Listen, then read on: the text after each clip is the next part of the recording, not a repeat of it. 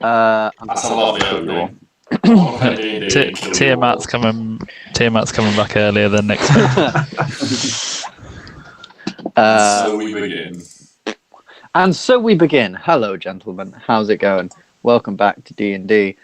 Let's get a quick recap going because shit's got interesting. Last week, you finished off the Ankegs on your way from Lone Hill to the capital and went to the capital. On the way, you killed some Ankegs. Luke was a bit of a wimp. Mazzy took one of them on basically by himself and nearly died. Doc was very tired and has now not lost the magic abilities of his hammer because of things he did to Harlock and co. way back in Lone Hill. Oh yeah, and Chikara was a fucking boss and basically killed one of them herself. But that's fine. Anyway, you continued on your way to the capital. You found a guy and helped him fix his cart. Therefore, he gave you some firebrand wines, very, very fancy wine, which I forgot to mention is worth 50 GP per bottle. Oh. Very, very fancy wine. Yeah.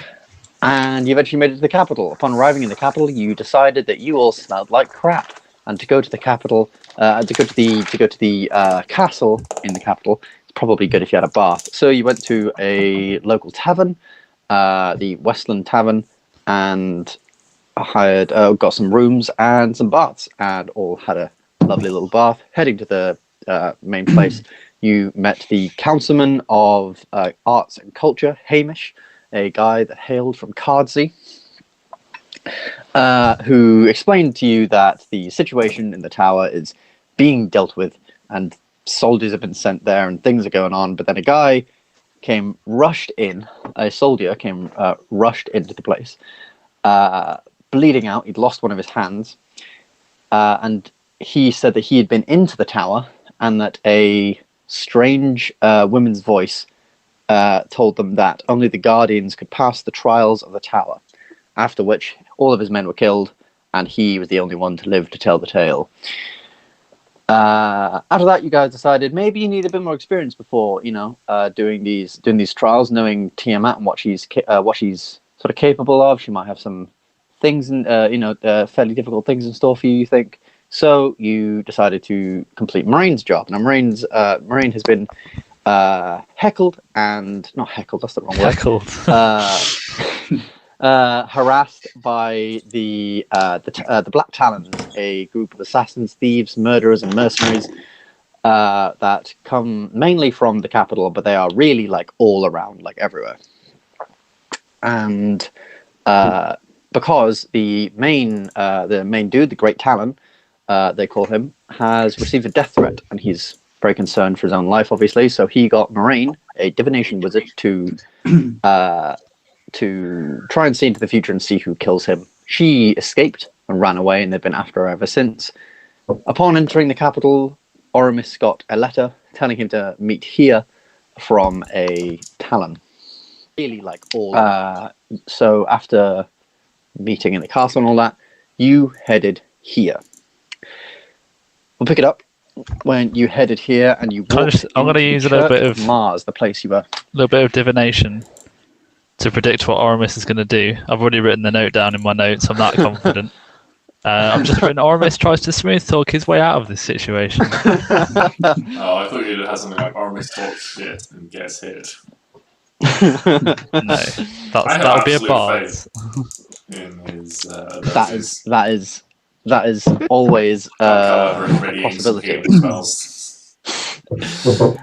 You decided, after seeing a sort of purplish light come from within, after dark, obviously, that Oramis should go in first. Gylndan, disguised by his invisibility spell, should go in afterwards, and the other two would wait outside. And the other two would wait outside as sort of like a backup. Oramis walked into the room, and he saw these 3 talons at the very front. I actually meant to put something on this guy. Give me 1 second. Where's the bloody thing? It's not here. I'm going to put it there. 3 people in sort of long, sort of black, flowy robes, very, very dark, very, very sort of gothic. Lots of sort of overlaying pieces of black garments with these swords and various blades all over them. In front of them is a man tied to a large wooden shield with a cast iron sun embedded in it, the sort of image, the symbol of the god Mars, the god of war and destruction and warriors in Ambyr. He is bloody, bruised, and hurt. They've clearly been interrogating him as he's tied to the shield, sort of bound by his arms up above. The middle one, who wears a breastplate of black metal and a face mask beneath his hood of black metal as well, turns and he sees Oramis enter. Oramis walks into the room. He turns, points his finger, and shouts, "Who are you? Why did you get that blade?" What do you mean? And he turns to his friend. Before you can talk, okay. He turns to one of the others and said, "I told you we needed fully fledged talons, not this fucking initiate. Jesus Christ, can't you follow a simple thing?" The other one, the number one, sort of like looks out like, sorry, mentor. Sorry. You will be bloody sorry. You, what's your name? Am I allowed to talk? No. Yeah. Oh, the attitude. What do you mean you don't know who I am? I'm Oramis. Oramis. I've never heard of an Oramis. I don't generally take note of initiates' fucking names. Initiate? Wait, are we talking about? I'm not an initiate. I'm a hero. I'm a legend. A myth. All of the above. Wait a minute. Of course, totally underground, like assassins kind of deal right here. But yeah. Are you even a Talon? Yeah, I've got the blade. Who do you report to? Who's your master? I report directly to the big man. Give him a little. To who? Sorry, wink. you cut out there. I report directly to the big man. Give him a little wink. His name is the Great Talon, young one. You'll do well to respect him. I'm called Big Man. We'll train that tongue out of you yet. Jesus. All right. Well, get over here then. Okay. What's going on, boys? We've been investigating this ilk. He says he was at the party at Fort Jonah a few days prior. He was one of the band players playing there. Gylndan, you'd recognize him as one of the guys who's playing the lute, creating the quite fantastic illusions above the stage as they were singing. He's given us some information. Apparently, the diviner, the woman, Moraine, was at the party a few days ago. She might have been invited by Mr. Sternglow, who's the owner of the fort and who actually set up the party, so we'll investigate him further. But he's also told us that there was another there. A man with similar tattoos to hers, bald head, green robes, a dragon staff. This might be another wizard. This might be another divination wizard. It must be, if he has the tattoos. They never hang out together. Not in my experience. Divination wizards tend not to be around each other for too long. The fact that these two are here must mean they're close. We might have some leverage on our hands. We must find this other one, as well as find her. Either way, I'm sure we can make them talk. What say you, Initiate? I've never heard of a divination wizard. I don't know what you're talking about. How did you ever pass the fucking trials? Jesus Christ. Whatever. We must report the information we've received from this man back to the Great Talon. Come, let's go. And these two here will begin to walk down the steps towards these statues. Each statue is quite old. Certain bits of them have been crumbling off. They're all of like great warriors, as you would expect in the church of a god of war. And each one, both of these two, have a similar knife in their scabbard. A knife with a sort of in a scabbard. A knife with a sort of wiggling blade. They place their hands on it. They place their hands on each thing, and they pull at the same time. And as they do, right here, from the ground, stone moves and opens up. Is it the statue that has the wiggly knife? Or... Yeah, Right, the statue. Sorry, the statue. I didn't know whether it was the statue or the talons. Ah, right, yeah, sorry. Okay. The statues have them, almost like a liver sort of thing. Yeah. They don't come all the way out, it's just like, pulling it's like pulling the handle.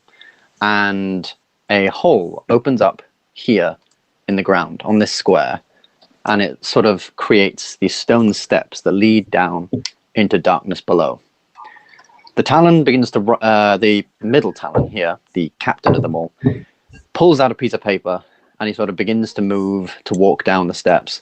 Like, all right, initiate, prove you can use that blade well. Clean this mess up. Go on. I'll wait for you guys to go. I'll do it. Yeah, you don't want to be seeing all of this mess. Kill the fucking bard, initiate. We're in a hurry. This is a matter of great importance. Look, I didn't want to say this earlier, but I'm actually an agent of Dolos. Whipping out the big cards. And I'm sure you know who that is. And I don't think you want to get on the wrong side of me. An agent of... roll me... Roll me... Intimidation. But Intimidation? But for these two. Okay. Have they gone then, or are they still there? No, they're still there. No one's actually walked down the thing yet. They're waiting for Oramis to complete his task. 19. You can see these two sort of like beneath their robes, just sort of like step back. They're like, huh? What? Did he say Dolus? The deceiver? What the? Oh my god! Prove it! Prove it! Go on. How would you like me to prove it? Well, surely he must have given you some boon or some way to prove that. Well, I have this. I don't know. Show them my arcane focus, sort of little that out there. One of them seems confused, but one of them's like, "Oh my god! Oh my god! It's true! Oh my god!" The captain turns around. So what? The great Talon himself has been approved by Dolus. Even I have been approved by fucking Dolus. That means nothing. Initiate, kill the bard. Now. Do we need to kill him? Oh. Could you just get in a little position, Sam? Yeah, I'm gonna. So I'm gonna cast Hypnotic Pattern. Ooh. On these two in front of me. Hypnotic Pattern. Okay. So it's 30 feet cube. On just the two. Ben, your eyes have lit up, so I feel like they've got some magic resistance you're not telling me about. Oh. Like that. Yeah, Hypnotic Pattern. Is it just on the two in front of you? Yeah. Yeah, I can't reach the third Hypnotic Pattern. All right. That's fair. That is it's a DC 15, 14? 14. I actually need to get there. On a wisdom saving throw. Stats up. But good old Captain Boy is going to fail. What's the stats?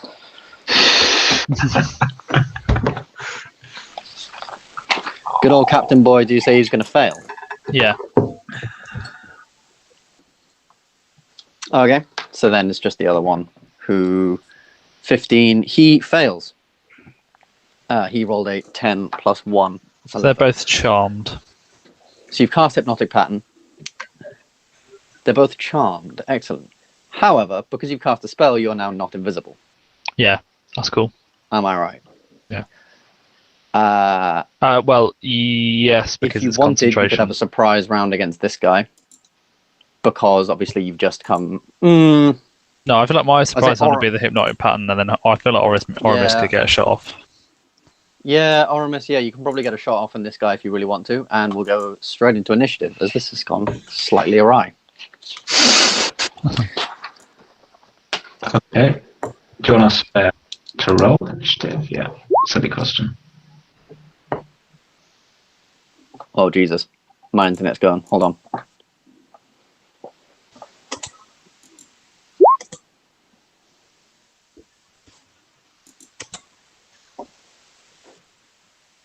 Doc, I want to see you sprinting down the aisle of the church.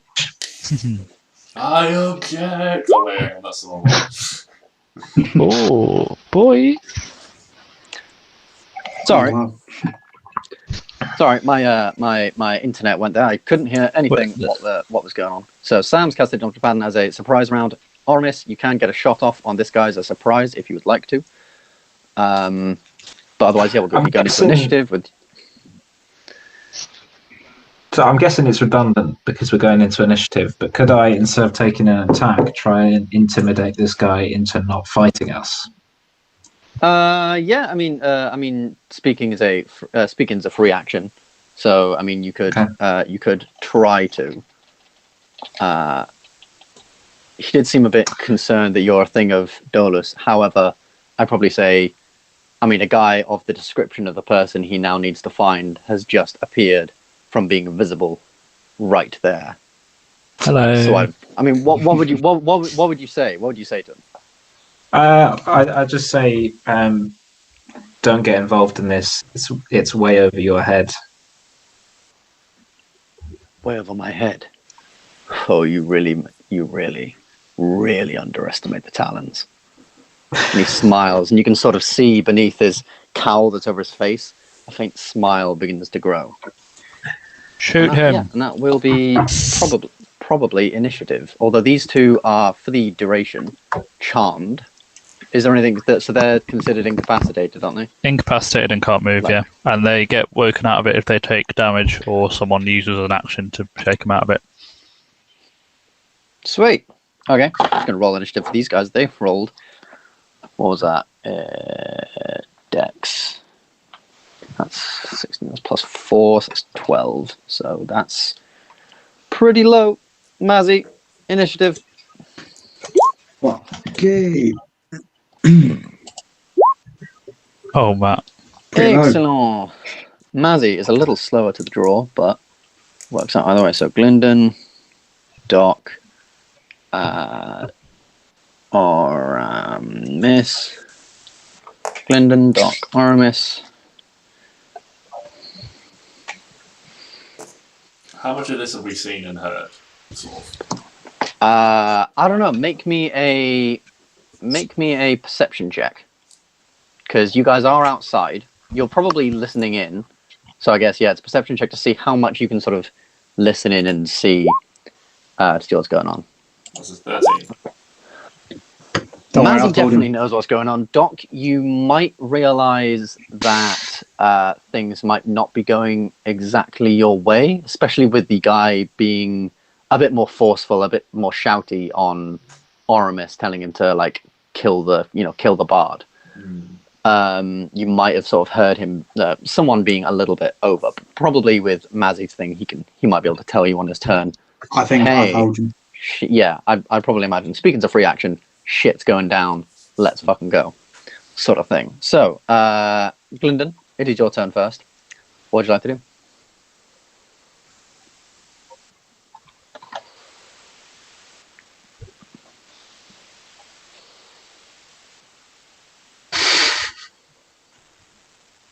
I can't hear Sam. Yeah, I've been discussing strategies to no one. Lucy, you heard. Does Lucy any help? What did you think, Lucy? What should he go left? All right, to the Communist Party. No. Gylndan decides to set up a Communist Party of Ambyr. I think I will. What should I try? Terrible practice. Dokrumir's a bit of a philosopher. He's very. So I'm gonna gonna fire 3.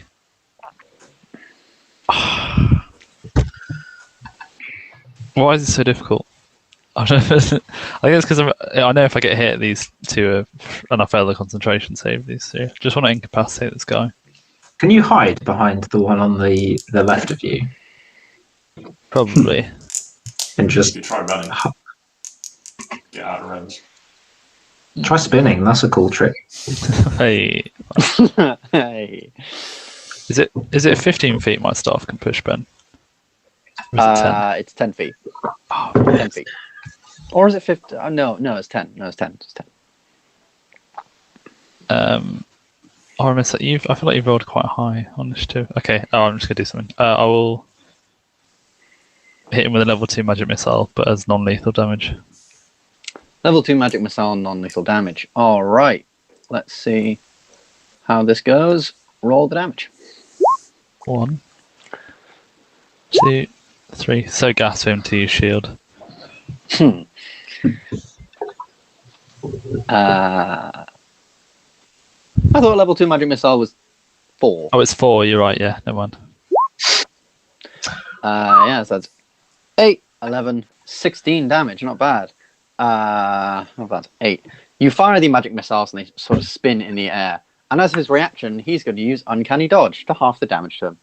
Oh, Asshole. So you sort of see as these sort of things coalesce and spin around him, he tries to dodge out of the way, doesn't quite make it, but he does manage to smack into one of the sort of armored portions of his thing. Therefore, he takes. my eyes are going to widen slightly because I've seen a lot of people fall to magic missiles. So for him to take half damage on it is an impressive feat. Indeed. Would you like any movement or anything at all? Well, I'll say to move over the pews is an extra 5 feet okay. of movement. By the way. 5, 10. I'll just get back here. Should I get half cover if he fires from where he is? I know he can move closer to me, but Yeah. You'd get. I'd say Okay. you'd get about half cover from there. all right, I'll sit there then. Cool. Doc, your turn. Okay, so having rolled not great on my perception check, do I know anything's going on at this point?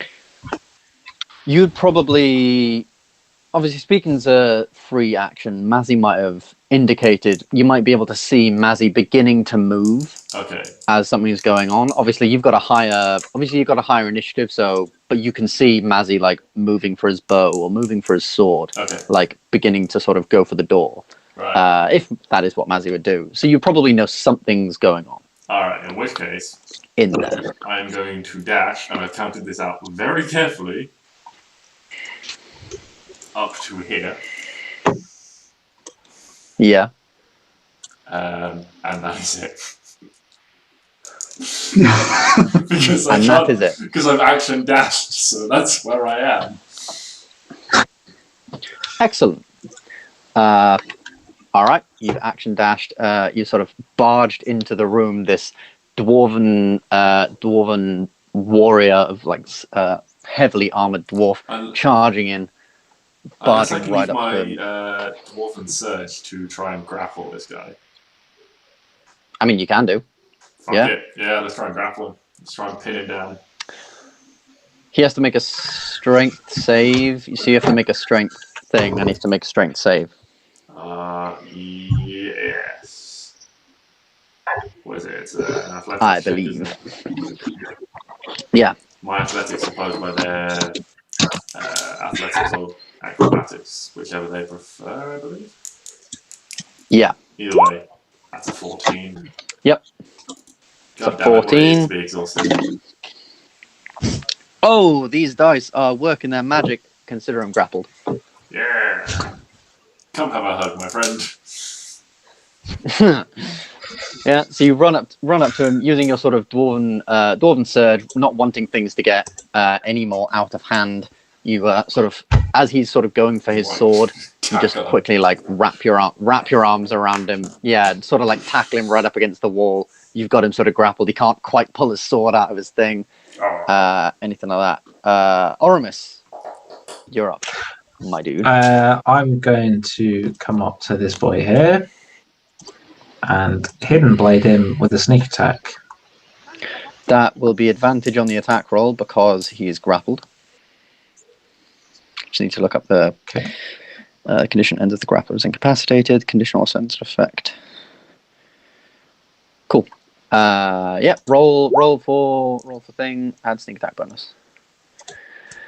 That will not hit, I'm afraid. Even with a 13. I think it will hit. Sorry, that was a late call, but I think it will hit. You think it will hit? Yeah. You think There's it an will 18? hit? All right. What's the roll for? Oh, yes, of course. Well, I mean, there's an 18 plus his hidden blade thing, just 3 plus proficiency, which is 3. So yeah, that hits. Does a 24 hit? Roll me the damage for hidden blade and roll the damage for sneak attack. Is it one of them or 2 of them? It's one of them, and then 3d6 for sneak attack. 3d6. Luke, it's one of Sneak attack. one of them. Oh, One of them. God damn. That's 22 damage. Fucking hell. Fuck. Yeah. All right. I mean, if he's not down, how are we ever going to win this with everyone fighting?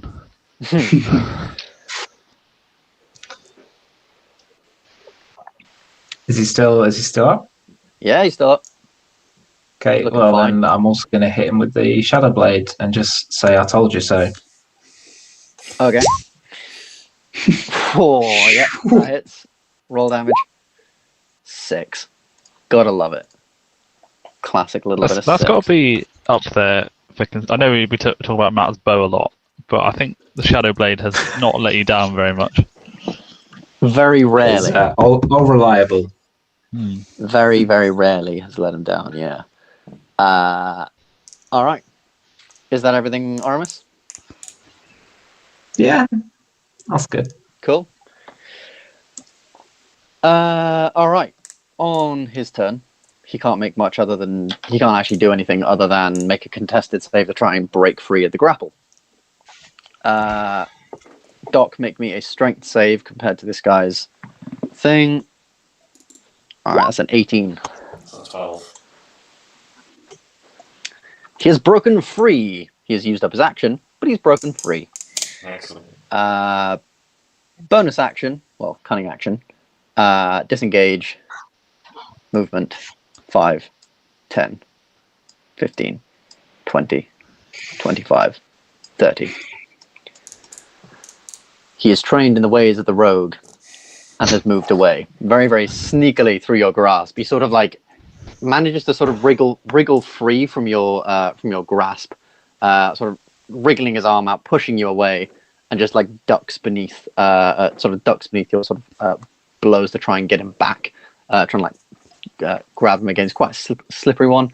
Moves away, and I don't know whether actually like shaking someone would be a thing, but he's at least going to try and like shout at his friends like, "Oi, snap out of it! Come on!" Does it say Snap out of it. spell's I don't know whether that would actually do it. I think they have to be. It is an action, yeah. Is an action to shake them awake. Yeah. Then he can't do anything. He's gonna try like try and shout at them, but fail, and that's all he can do on his turn, unfortunately. Mazzy. Well, I was going to probably say hold an action, but now that he's moved away, I'm going to move to about here to get an angle and shoot at this guy. Yes. With He will receive a Hunter's +2 Mark. to his AC because he is sort of behind his friend, even from the angle you're at. I'd probably Well, I say mean, plus. I can move further 2, forward but- if you want to talk about this. I don't think there's any position you can be in where he's not going to benefit from some cover. Yeah, Yeah, fair enough. unfortunately. Okay, well, but then roll it. You're just known for hitting the stay. unhittable anyway, so let's see how it goes. Yeah, there you go. Yep, there you go. Roll damage. Fucking He's hell. back, baby. There he is.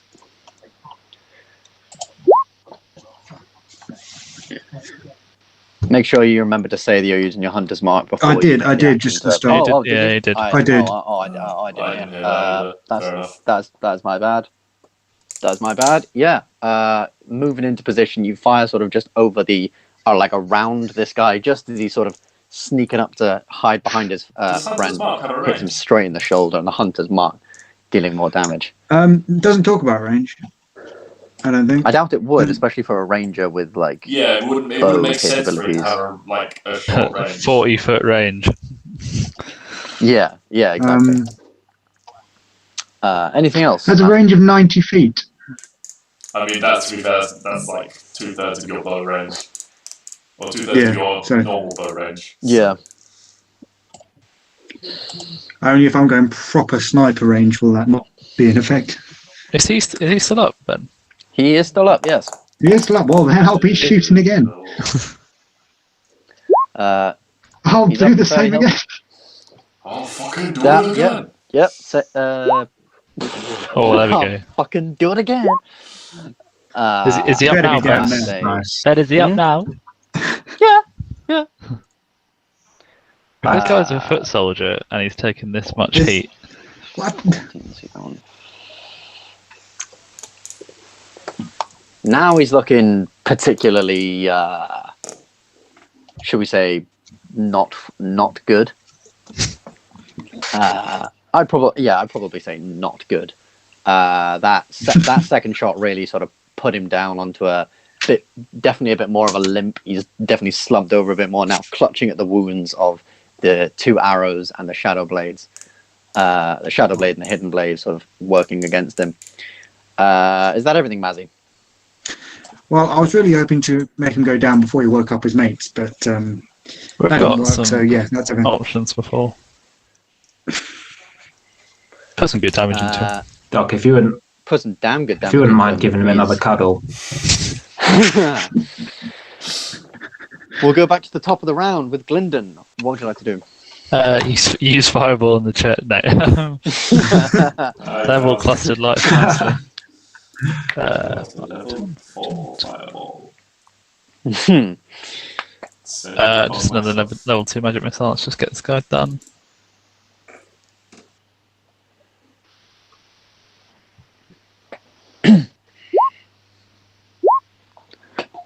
18. 18. Yeah, he definitely goes down. Your magic missiles swirl around the air, lighting up the walls of lighting up the stone walls of the church. Eventually, sort of spinning around, forming one, firing straight into him, and he falls down onto the stairs. Was that lethal or non-lethal? That was non-lethal. Cool. He's knocked out on the ground. Ben, just well, because of what JJ said, it reminded me. So in our session on Sunday, we finished that combat, and then afterwards we were healing up. But Sax rolled his wild magic first, and he rolled one away from casting a level 3 fireball on himself. So we'd have all been dead. Oh, fucking hell! Oh, Jesus. dear. Well, that would have been fun. It would have been very interesting for you to come back to. Would have just been a fun thing of Ben, roll up a new character. Just a quick little message in the chat. Ben, roll a new character. Anyway, so this guy is down. He falls down onto the stairs of the church that lead up to the main altar. He's still breathing. Blood is sort of gently trickling from the arrow blows and the several cuts and scars. The other two are charmed. They're just sort of standing there, not quite aware what's going on as of yet. They're just sort of like that, still seeing these colours brightly in their eyes. Anything else on your turn, Gylndan? I'm just gonna say, knock them out, boys. Fair enough. Doc, you're up. Can we just incapacitate these guys and just fuck, what's the word for it? Restrain them. That's the I've one. wrote. Yeah. I'm not sure whether that would count as... It's not technically taking damage, so I'd probably say yes. I have to look up the charmed, the definition for charm. I think if we just wanted to restrain them, that's fine. If we were actually dealing damage, they'd probably knock themselves out of it.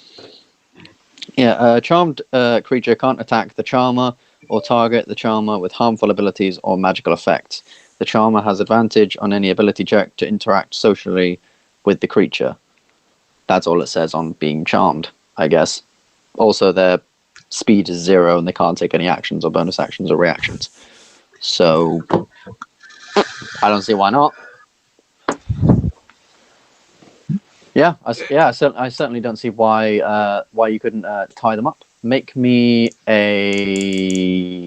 Ooh, is it survival or is it just straight intelligence to see how well you can tie the rope? Is this Doc?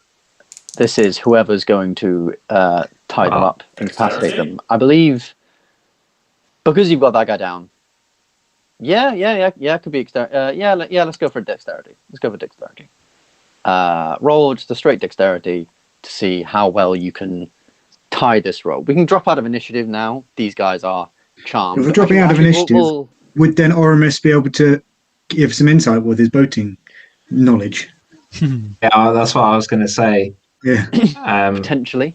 It's not like Zone of Truth. Like, they don't exactly have to tell you the truth, but you do have advantage on things like persuasion, intimidation, and they're not angry towards you. Like, they're just kind of neutral towards you now. Like, they've forgotten about what's just happened. Can we make sure we remove their hidden blades and their weapons before we tie them up? Yeah. Just go through their pockets. Yeah, actually, can I make an investigation check and see if they got anything juicy? Yeah, sure. What exactly are you looking for? Or just like to see what they've got just in general on them? I'm looking to see what they've got, but I'm particularly looking to see if they've got any kind of stealth weapons or like any... I don't know, maybe like poison dart, that kind of How thing. many hidden blades are you going to have on one arm? Any anything like that. He's just going to like, it's like one of those things you extend it and then like just more like little ones just come out. Pop out, yeah. And then each of those has another like little one come out of it. First, roll me the dexterity of whoever's tying them up. Okay. Can I roll it with advantage as I am a sailor? No. I'd still probably say just roll up. Because you're used to tying like rigging and ropes and stuff, that's fair, but I'd probably say just still roll straight dexterity on. You don't know what Oramis gets up to in the bedroom. I went with the wrong eye there. I was awkward. 13. All right. I went like that, JJ, but went with the... For the duration, because it's concentration, isn't it, Sam? The hypnotic pattern. Yeah. Is it to keep up? All right, yeah. For the duration, they are... Obviously, they can't break free of their bonds. They're charmed. So, you'd think they're fine. 11 investigation. With an 11 investigation, are you searching just the both of them with that one? Like the two guys who are tied up? All three of them. All three of them, cool. So, with an 11 Ben, investigation... Yes. While he's doing that, I'll just get the guy down. Shout. Yeah, that's fair. And we'll move on to that with a quick second. 11 investigation. You can find that each of these guys. So if you remember me saying your hidden blade is a bit unique in design in that the blade is sort of like a swirly pattern. Well, not swirly pattern, like swirly. The blade itself is kind of curved in a wave. Yeah, serpentine. They have swords that are of that same sort of thing. So the two lower ones have just short swords, with this wavy sort of thing, and the main guy has a long sword, a standard long sword that is of this wavy sort of thing. The hilt has two kind of snake heads, sort of like opening their mouths, looking out onto the thing. Other than that, it seems like a very okay sword with an 11 investigation, and you can pick yourself up 4 gold. Lovely. Maybe they might have... Also, you can refill any crossbow bolts you need, as they each had light crossbows as well. Nothing particularly fancy, just sort of your generic light crossbows as far as you can tell from an 11 investigation.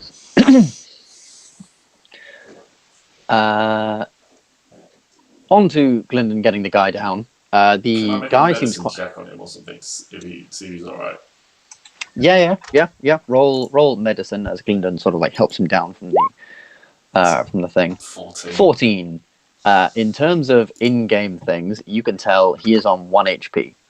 His face is like beaten to the point where you can't quite tell whether his eyes closed, like he's unconscious, or if it's just that like much bruised and things like that. He's got like cuts all over his face. They were clearly trying to torture him. He's got fingernails missing, like cuts over certain just areas of his body. He thanks you on his way down. He's in this state. He just goes, "Cheers, guys." Nice one. He sort of just like comes out. Thank you. Oh my god. I thought I was gonna die. Thank you for not killing me, Captain. Man, thank you. Who are you people? Why are they after you? I think it's best you know less and get out of here quickly. Yeah. You good point. He sort of like. Can he get away unaided, or are we gonna have to take him somewhere? You guys are gonna. He cannot walk. Okay. One of his legs is broken. You cannot walk. You guys might have to take him somewhere to get him out of there. Okay. After we're Can done. I ask him what they wanted with him? Why particularly did they question him? They had leads. They had some info that indicated that woman that they're after was at the party at Fort Jonah. They must have found out somehow that I was part of the band that was working there. I'm sorry I told them information on you, Mr. Wizard. I really didn't need to. Okay, man. We all say things under intense torture. Yeah, exactly. From experience. Also, I've been told by a friend. For As the poetry. torturer or the torturee. It's nice to get a view from both sides, Doc. Anyway, it's back to what you were saying.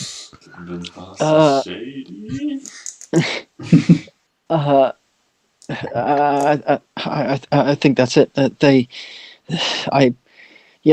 didn't really know that much. They're still trying to look for her. I think they were suspecting Lone Hill, but I mean, I don't know where she is. I've never seen you or met you guys before. If I'm honest, I barely know what divination is. Sorry, you've never seen us before? Have you been in Lone Hill? Joking. Have another look. Give it to the guy. He's like very, very hurt, but he never necessarily said that he was from Lone Hill himself. That's fair.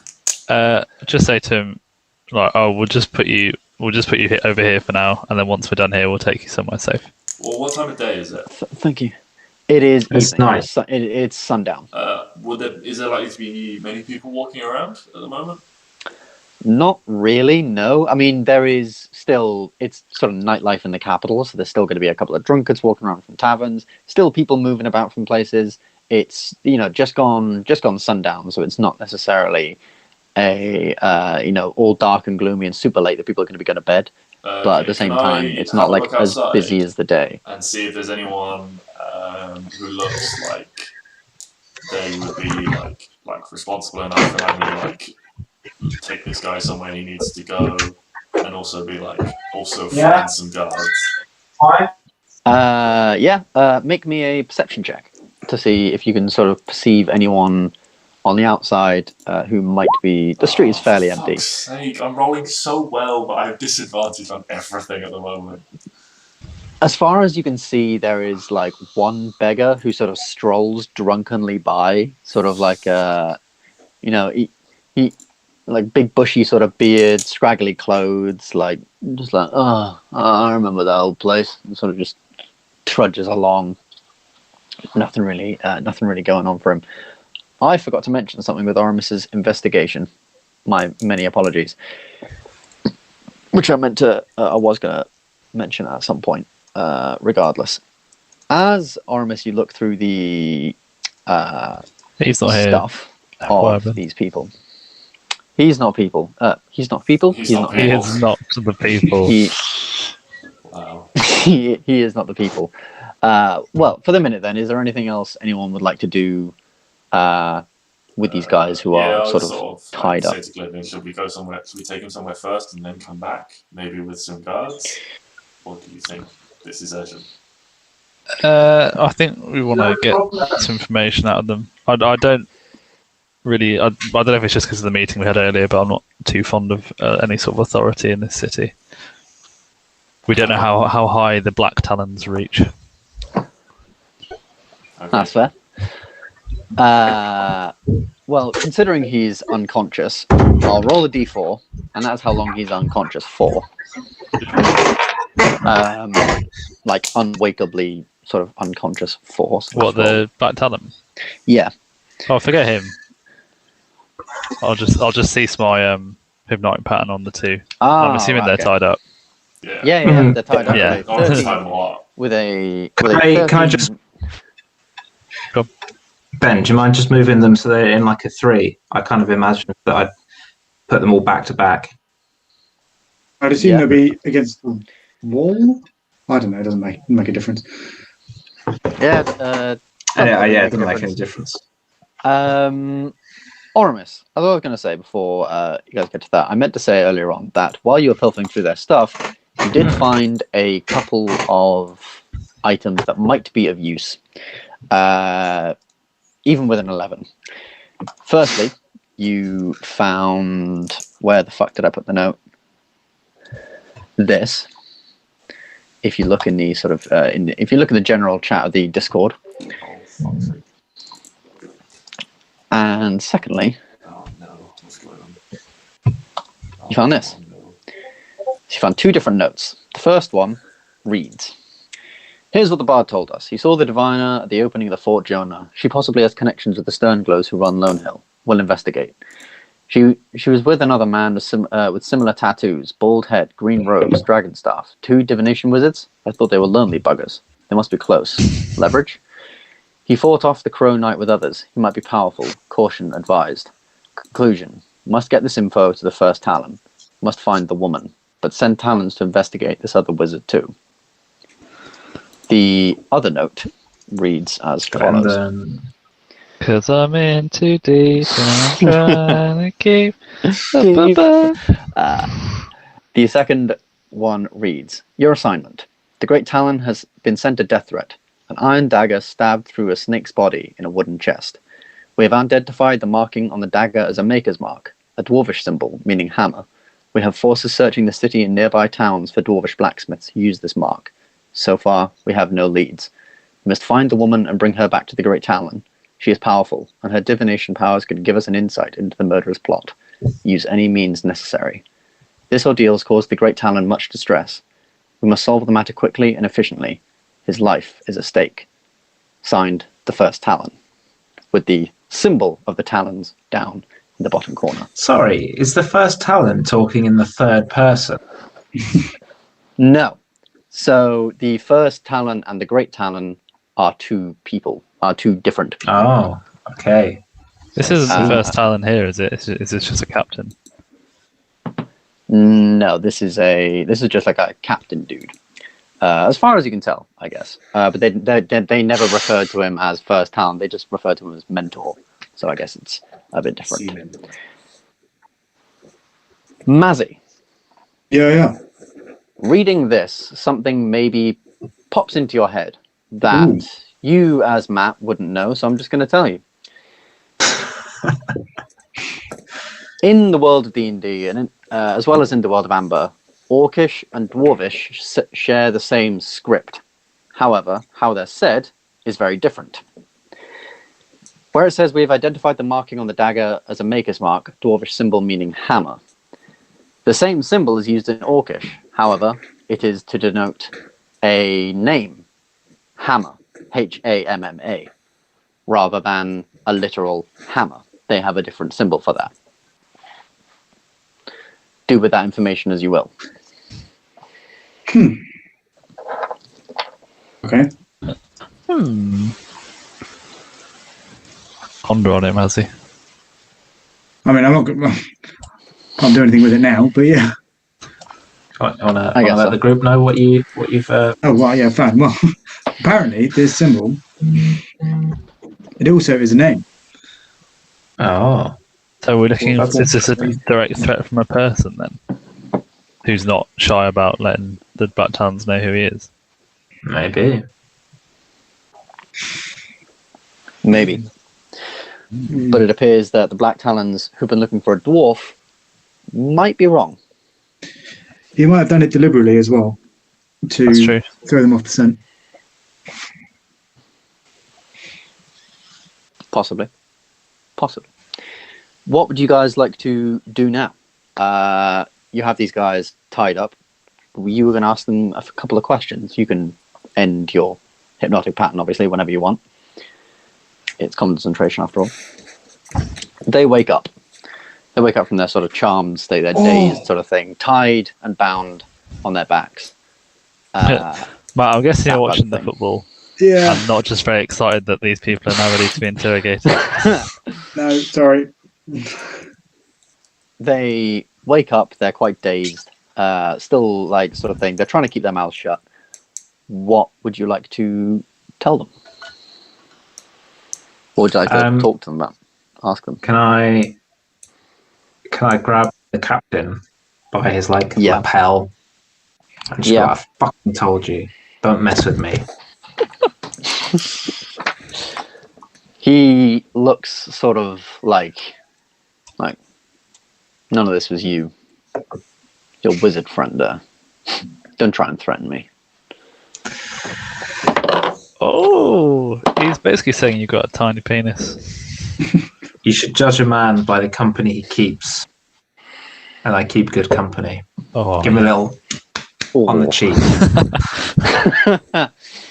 Yeah. He sort of like remains silent at that. He's like, whatever.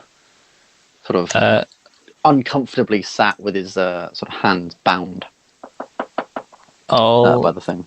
Just step forward next to Oramis. I feel like Oramis has done his little unsettling. And I'll just say, we don't want this to end the way that we all know it could end. So you're going to answer our questions very truthfully, and we'll be out of here. Don't make myself clear. Whatever. Go for it. Where is the Great Talon? The Great Talon is hidden. You really think my loyalty runs that shallow? I would die for him. You must understand that. We have no intention of killing him. We'd like to speak to him. Come to an agreement. Really? Yes. He's going to make an insight check on you. For what it's worth, Ben, I'm being truthful. Okay. Oh, that's good. You rolled a 15 plus 1, 16. No, plus 2, 17. 17. He sort of thinks he realizes you're sort of being truthful. What is it you all want then? What do you get out of all this? A group such as yours is a trivial little one, a fly that we have to deal with, a pest, and I don't want to deal with it anymore. So I'll give your Great Talon what he wants, and then you can leave us all alone. So you're willing to cooperate then, Diviner? Yes. His name's Gylndan. He pulls his hands. I quite like Diviner. He pulls his hands out from his bonds. 13 Oh. is very good. Fine. Then let's get going. Oramis is just gonna sort of step back a bit because he's just kind of belittled this guy by tapping him on the cheek and giving it all back. He gets back up. He sort of kicks at the incapacitated one and realizes he's like fucking knocked out. And he's like, all right then, fine. You carry him. Yes, mentor. The other one also pulls his hands free of his bonds. I did roll for those, by the way. I wasn't sure if you could hear me rolling for them, but I did roll for them to break free while you were talking. Did they comfortably do it? Not very. What the number one? Not very comfortably. Number 3, the captain dude, fairly. The first one, the number 1, the mentee, sort of picks up his friend by the arms. The captain pulls a torch out of like one of his packs, lights it, and says, "If you would like to follow me, and points to the hole that is still down at the bottom of the church. What are we doing about the bard? Should we tell him we'll be back?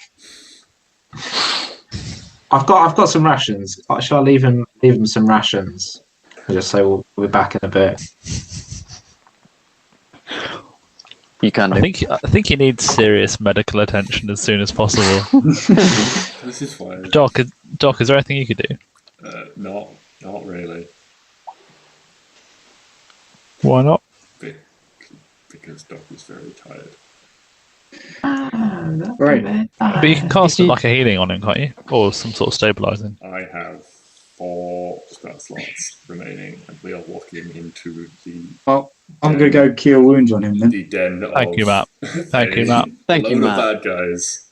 I just assumed somebody would. I was just a bit Matt, shocked. you and I You're the only other one with healing spells, and I'm Are you basically serious? out of. Yes. Oh, Christ. Okay, well, I'll go cure wounds on him then. Wizards don't have healing spells, Alright. and rogues don't Roll have cure spells. wounds. This rogue 9. does. You've healed him for 9 hit points. A lot of his bruises, the swelling over his eye seems to calm a little bit, and a lot of some of the cuts seem to close. A lot of the major bleeding sort of seems to stop. His leg is still very thoroughly broken, but he seems as if he can stand just about, and he sort of like limps up to the wall. He's like, "Oh, thank you. I can make it over to the front of the to the front of the room. I can make it over to the door. I can hail someone if you're all busy. Just a little. You. Thank you, Just all of the you. fate of the world. Thank you, thank you very much." And he begins sort of hopping, like he uses the wall, and then he sort of like shuffles himself down the stairs, goes over to here, uses the pews to walk along right up to the door. I imagine that's. You can sort of see him sat very on the front difficult. steps of the door. That was very difficult to watch, I imagine. That was probably quite difficult to watch, and none of you offered to give him a hand. Just watch this guy. Well, with a I was broken there leg next to shuffle him, so I had to be touching him for cure wounds, didn't I? Yes. So I was next to him. I gave him a hand then. Fair enough. Yeah, you give him a hand over to the front. He thanks you once again, and you place him down at the Talon's steps of okay the with church. He this? Their lead clutches his leg. just walking out the door. They don't have much of a choice. Well, I mean, I guess they do have a little bit of a choice. They are now back up on their feet, perfectly fine. But I think he's their lead to me or Moraine, so That's true. he's done all right. He's done pretty good. Matt, goal. Might be offside, but Team Arona scored. I'm a bit behind you, Matt, I think. And with that, we can head down into the thing. If there's nothing else anyone wants to do within the church itself. Yeah, go for it. Let's go. Cool. Is that a good time for a break, or do you want to go into the thing first? I mean, if you guys want to do a break, there, that's We'll be perfectly going fine. less than an hour. What do you mean less than an hour? It's 20 to 9. Yeah, and We started at 20 Oh yeah, we started at thing. We start at we aim to start at 7:30 and always start like 7:45. So Well, I mean, whenever we have a break is really up to everyone, up to you guys, not just up to me. So I'm happy. I don't mind. It's It's just a suggestion. I'm happy to go on. Okay, we'll go on for a little. Just bit, felt like what we're about to go the into is next. probably going to be quite long. That's unbelievably tight. We'll see. There is a point where it might stop. Anyway, so you guys head down the catacomb, head down the stairs into a dark hallway. The Captain Talon has a torch lit, and he sort of walks you down further. It is pitch black down there. If you sort of think it's like a 10 feet by 10 feet sort of stone wall. And he moves in. Gylndan, you might have heard during your time in the capital rumors of catacombs underneath the city. They're nothing. You assume they're nothing but rumors.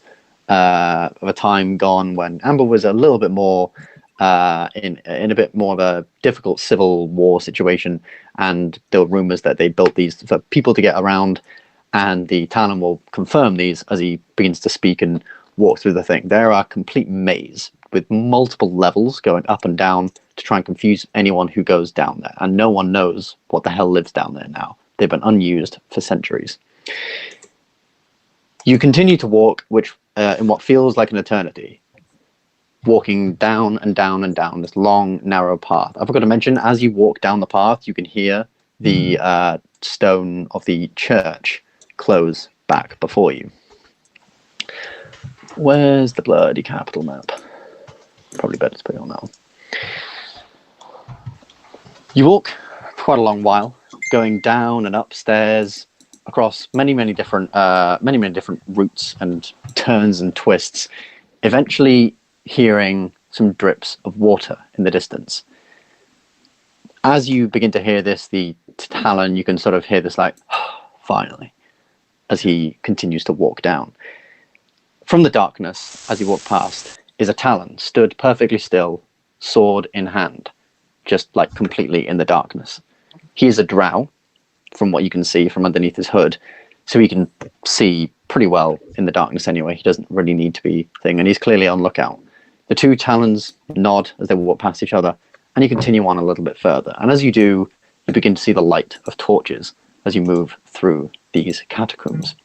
Finally, you make it to a sort of portcullis on one of the doors. A Talon stands on the other side. They exchange a few words, and he opens the gate.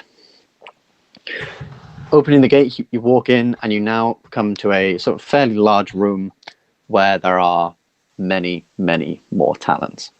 There are at least a dozen in the room you're in, all equipping themselves with armor and weapons, all of the similar sort of design with the wavy sort of serpent-like blades and different crossbow bolts and arrow bolts and things like that.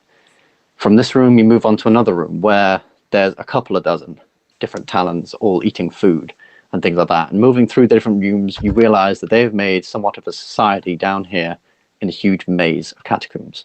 Finally, you enter a very large room, almost about the size of the church you were just in. At the very end of the room sits a man on a stone throne. He is shrouded in darkness from all of the torches that are lit around the room. On his end, there is like barely any light. As he walks in, the Talon captain bows and says, "Master, I brought you one of the diviners, another one. They wish to cooperate." And he sort of sets aside and lets you guys talk. The Talon, the great Talon at the end of the hall, shrouded in shadow, remains quiet.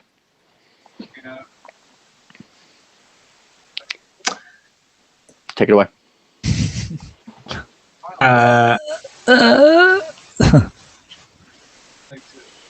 Great Talon.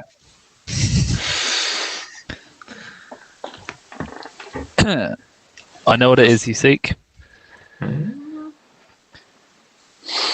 And you must know that for me to give that to you is not as simple as just transaction. Oh, diviner.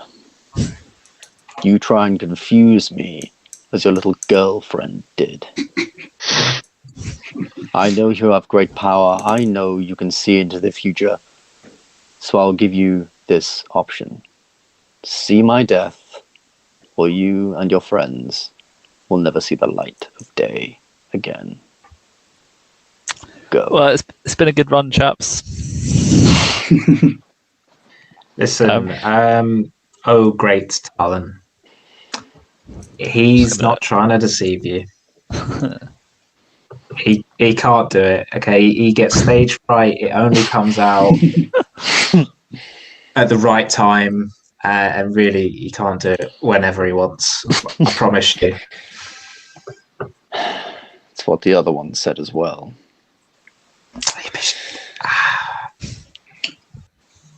Let's play to this fantasy that the divination wizards aren't as powerful as I've read in all of the books and the tales. Fine. You have all been taken down to our lair. What can you offer me then to save yourselves from your demise? What about a lucrative smuggling business? This is not your 10 minutes to pitch a business. I have a web that spans the entirety of Ambyr. I don't need a lucrative smuggling business. I need to know who sent me this. And sliding out from the shadows is the chest. Inside it, the quite well made iron dagger. It's fairly simple, but you can tell it is like razor sharp, very, very clean, very like quite shiny under the sort of torchlight, and it pierces through a now dead for a little while snake. I need to know what they want, and I need to know how they kill me. Who is it that wants to kill me? Find that, and I will let you and your little girlfriend live. Now.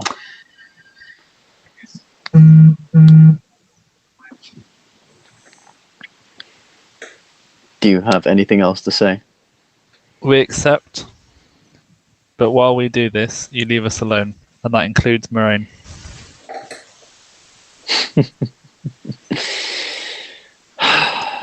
Fine. You have 2 days. If you are not back in 2 days, I will assume you're either dead or trying to run away. If either are to happen, we will find the woman. She says she is a very powerful diviner. And I suspect she may have been hiding something. We will find her. Yeah, very suspicious, man, aren't you? I think you just gotta learn to let things go, man. Speaking of letting go, why don't you give us back that blade? Thief. What blade? The one that is on your wrist right now. I have nothing on my wrist.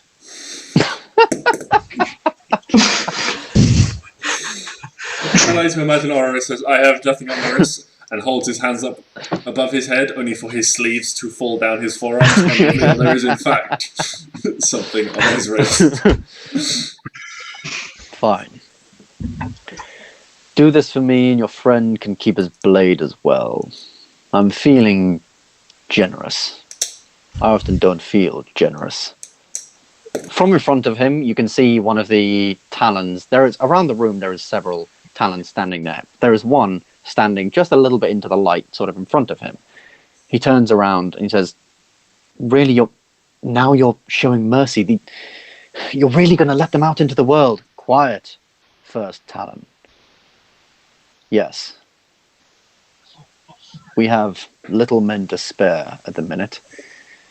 Maybe it'll be useful to have an outside insight into our little problem. Let them play detective for a little while. See where it leads. 2 days, gentlemen. 2 days." As he says 2 days, sorry, JJ, as he says 2 days, Oramis is just going to bow sarcastically low to the ground. Or with the arms out, giving it all the flick on the wrists. Are you trying to get us killed?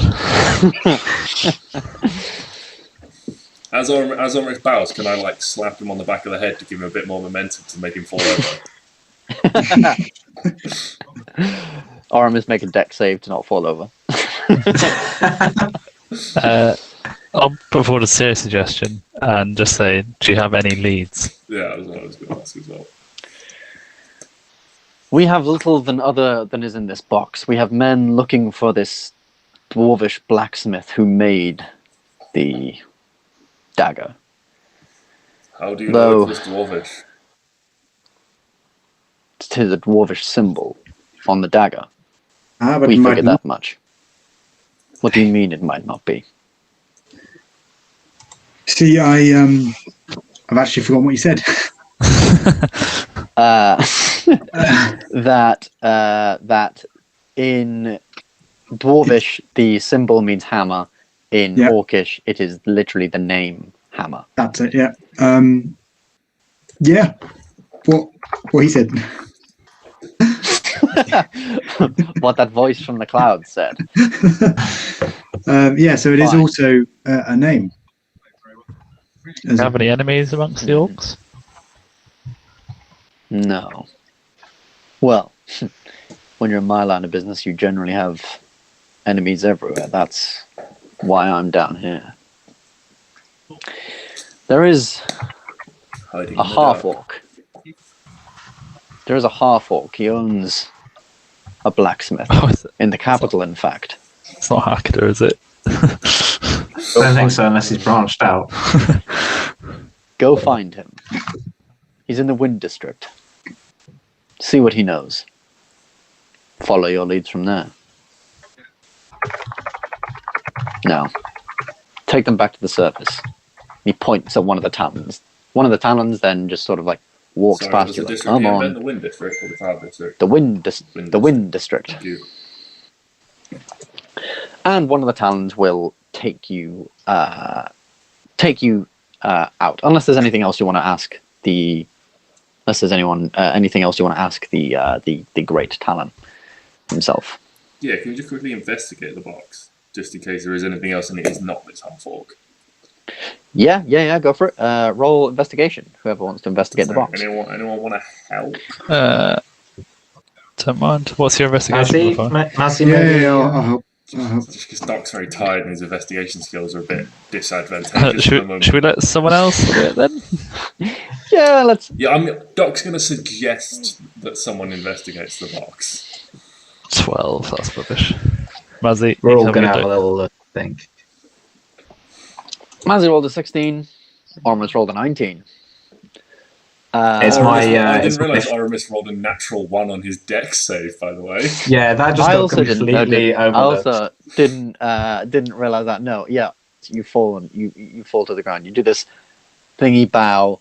Dokrumir sort of like, and you just completely fall. Very, very Laurel and Hardy tumble to the ground. Like, oh! Several of the talons like try and hold in a laugh, but as they do, the first talon like scowls at them.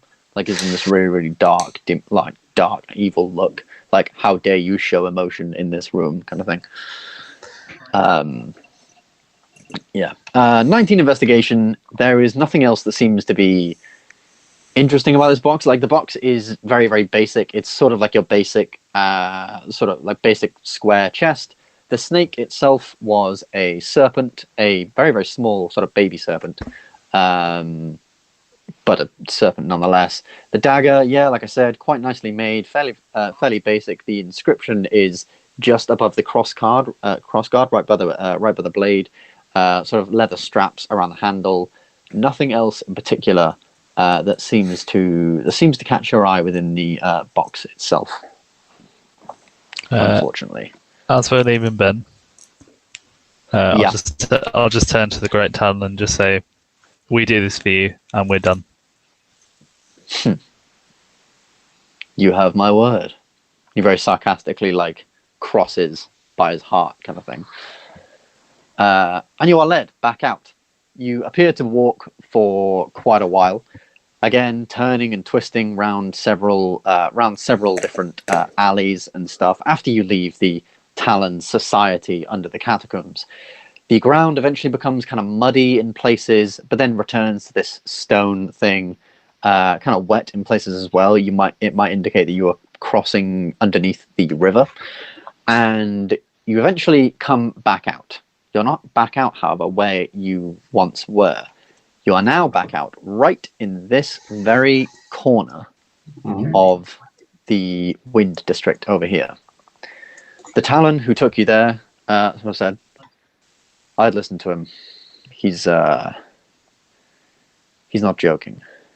Do this, or your lives will be a living hell from here on out. And he sort of goes back into the sulks back into the darkness, back through into the catacombs. Well, thanks a lot, buddy. You are in the Wind District now. It is gone nighttime. Very much. It's now like very, very late, like early hours of the morning. Do you want to go? That's how sort of long that walk was. Do you want to get back to the inn and get some little rest that we can? Where's this sodding inn? The inn is over sort of here. Oh, fuck. Gotta walk across half the bloody city to get to bed. No, we don't. We can sleep on the boat. Well, sleep on the boat, gents. I mean, Don't you worry. What, Pretty you mean- near the inn you mean anyway. the I mean, your boat is the boat here. That's Yeah. right The thing next to is the inn. there.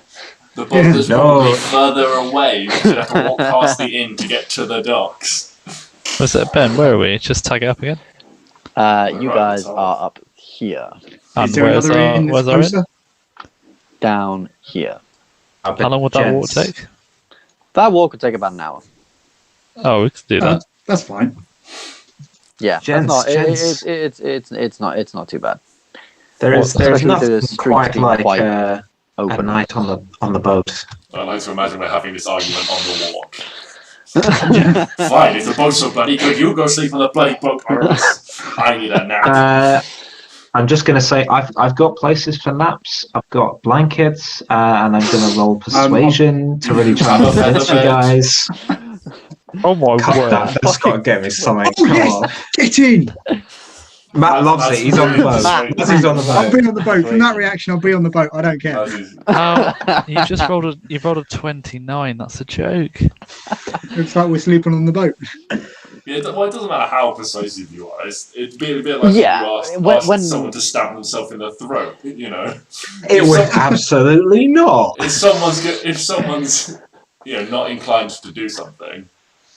Yeah, they don't necessarily have to. Obviously have to do So I it. like to think Oramis puts forward this argument that would win him sort of like debates in colleges and stuff, and then there's just a bit of silence afterwards, and we all just go, "We'll pick you up in the morning from the boat." Doc is definitely not sleeping on the boat. Well, Oramis is going to sleep on the boat. And screw Of that. course, he is. Everyone who Spent enough sleeps in gold the on it. tavern. Everyone who sleeps in the tavern, you already bought rooms there last session, so that's fine. true. If you wanted to buy food, you would take off 2 gold pieces. And if you were to do that, you can roll 2d4 as temporary hit points for the next morning, this as you're staying in an inn and having lovely food. Oramis, you're It's a sleeping long on the rest. boat, so you can't do that. Hopes. It is a long Doc rest. hasn't had a long rest in 3 days. He's knackered. 2d4. And whose fault is that? That's Doc's. He was a bad boy and he had nightmares. Mind if we? We can take a break there. there. Yeah, I was Yeah, going to that's say that's exactly probably a what good point to take a break. Was it 2d4, Ben, for the health? 2d4 for temporary hit points. For the next day. 7. 7. We better get in a That's fight pretty so I good. can use those. I really thought we were Good. going to get in a massive fight in that bottom thing, and then Ben's like, "Oh, you see a dozen," and then a dozen more, and I was like, "Okay, we have to talk our way out of this, or we're dead."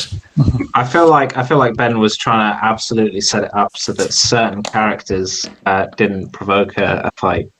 Yeah, Yeah. Mazzy. Well, I totally didn't make the talons really fucking difficult. You know, potentially dealing a lot of damage per turn, and then Sam just goes and hypnotic patterns them at the beginning of his turn. It's like, oh well, that's fine. If we had to sum up each character in a meme, I do feel like, so you would say something, I'd then counter it, and then the shades would just drop and the fag comes in as well. just deal with it. Yeah. pretty much, yeah. It's another situation where I spent way too long making the talons, and then you've just gone and done that, and it's like, Well, okay, they don't have to be done. no, of course they don't have to be done. The impact still, like, I'm quite scared of how much damage we threw at that guy, and he was still up for a long time. Let's have a quick look. Yeah, and then he didn't have one chance to attack us as well. 15, 16, So Yeah, we that's don't true. know what the good Yeah, that was no. To be fair, that is I'm actually I'm actually happier that a big fight didn't break out, because obviously, you're using your spells and stuff actually really, really well. So well done. Because otherwise it's just, another combat. Whereas actually that was quite an inventive use of your spells to get around certain situations. Yeah, good job. Also, we're on a break now. You guys can go, take a pee, go for a drink, whatever. Do we? Let me find the actual the break screen.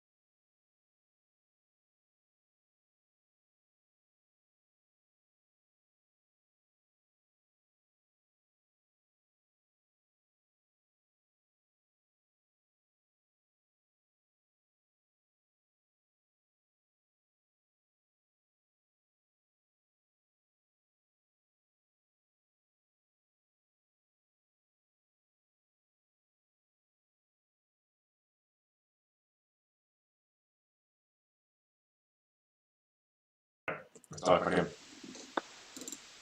All right. You'll wake up in the morning, fresh-faced and beautiful. You can add the things to your. You can add your rolls to your temporary hit points. You can refill spell slots and all of that good stuff. I'm no longer exhausted. Yes, and Thingy is no longer exhausted. Dokrumir is fine. He has spells again. Mazzy, in the morning, do you mind if I just go out and buy myself some arrows? Of course, yes. Yeah, you can go buy yourself some arrows. That's 2 copper per arrow. I So need just 6 work arrows. that out. Excellent. So 12 That'd be copper. 18 copper. How much? 8. What the hell am I on about? I can't do math. There's 12 copper. Yeah, Thank you. I'm an idiot. I feel like Mazzy's character arc is Fuck him him learning up. to buy arrows. I should have discounts and all these. I'm such a regular A customer. loyal customer. But yes, you wake up. What is your plan? As was said, there is a in the Wind District? there's a blacksmith in the Wind District. Yes, A half-orc. a half-orc, indeed. So you can make your way over to that. That is cool. I think so. We'll pick Oramis up on the way. I was gonna. I was waiting for you to not pick me up, and I was gonna kick off. It was like we get halfway through the next bit of this, and it's like, and finally, Oramis wakes up. Hey, the sun is awfully high in the sky for 8:30 in the morning. What the? Whatever. You wake up and you head over to the Wind District. It is quite the walk. It's a very, very busy day. All of a sudden.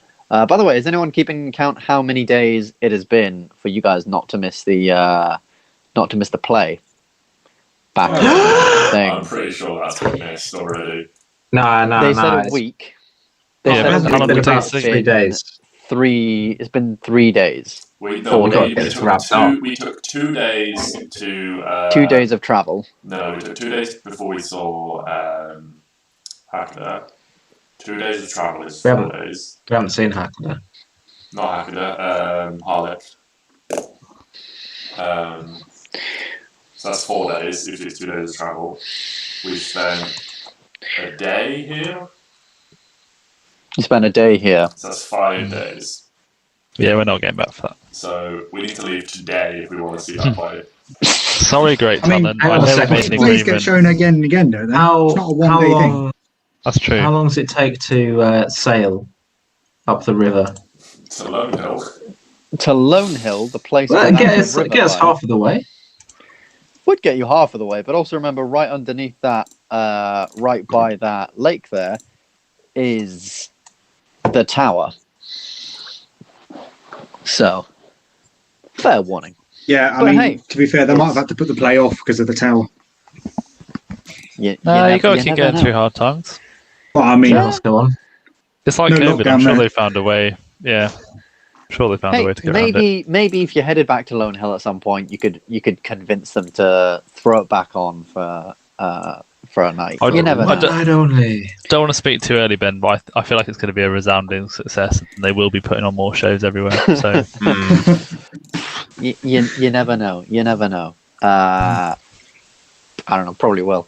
I thought of some funny stuff for it. Anyway, we'll get back to it. You guys head down along the road, across the river, and towards the Wind District. When in the Wind District, it takes you a little while to look around. Maybe you ask a couple of people where the blacksmith is, but eventually you find it.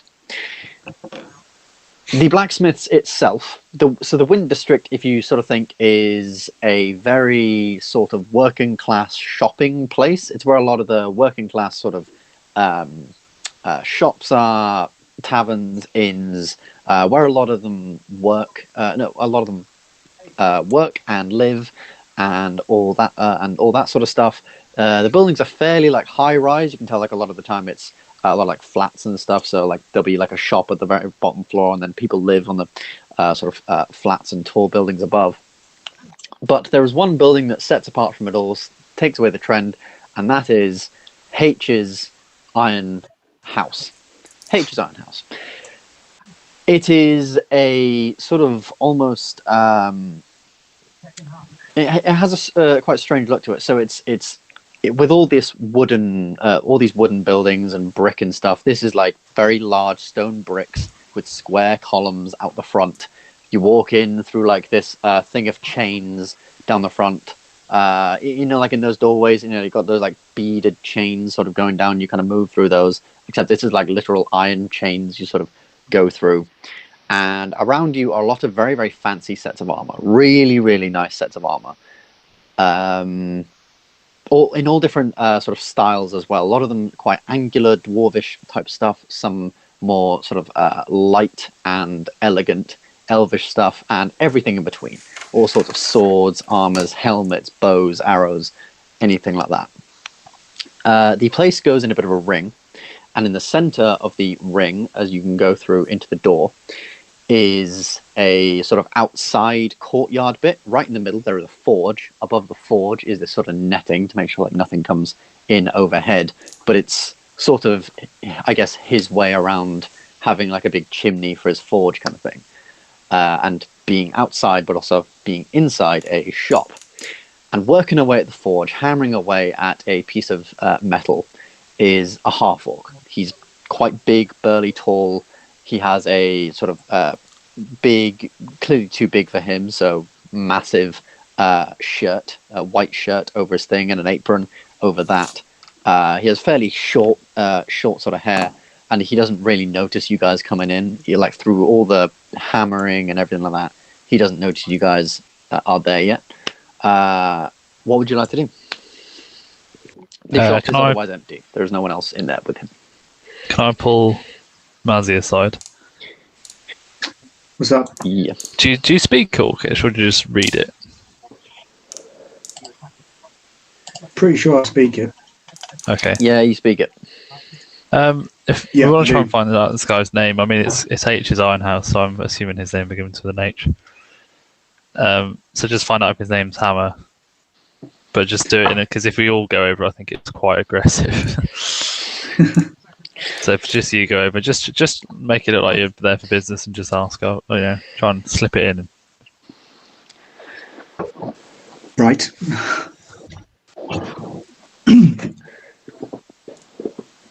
I mean, are we Away all... with you. I'm browsing while you go and do that. I mean, what business could I pretend to do? Well, Ask about some arrows, maybe. Magic arrows.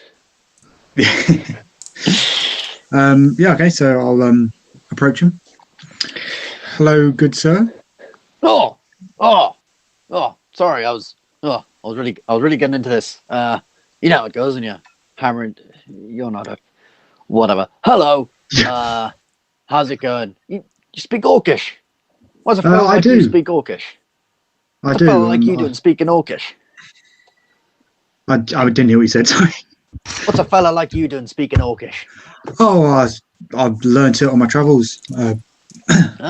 Such a lovely language. Oh, it really isn't. It's kind of crap, really. It's just all sorts of confusing. Do you mind if we speak in common? I haven't spoken Orcish in a couple of years. It's very hard for me to do. And he says all this in a fairly broken Orcish sort of thing. It's clear he hasn't spoken it in quite a while, almost at the point of like he's sort of forgetting certain words. That's all right by me. Speaking in common is my preferred tongue. And he then continues saying, "Oh, thank you. What is it I can get for you, sir? How may I be of assistance?" Well, I was just sort of admiring your very nice building you have here.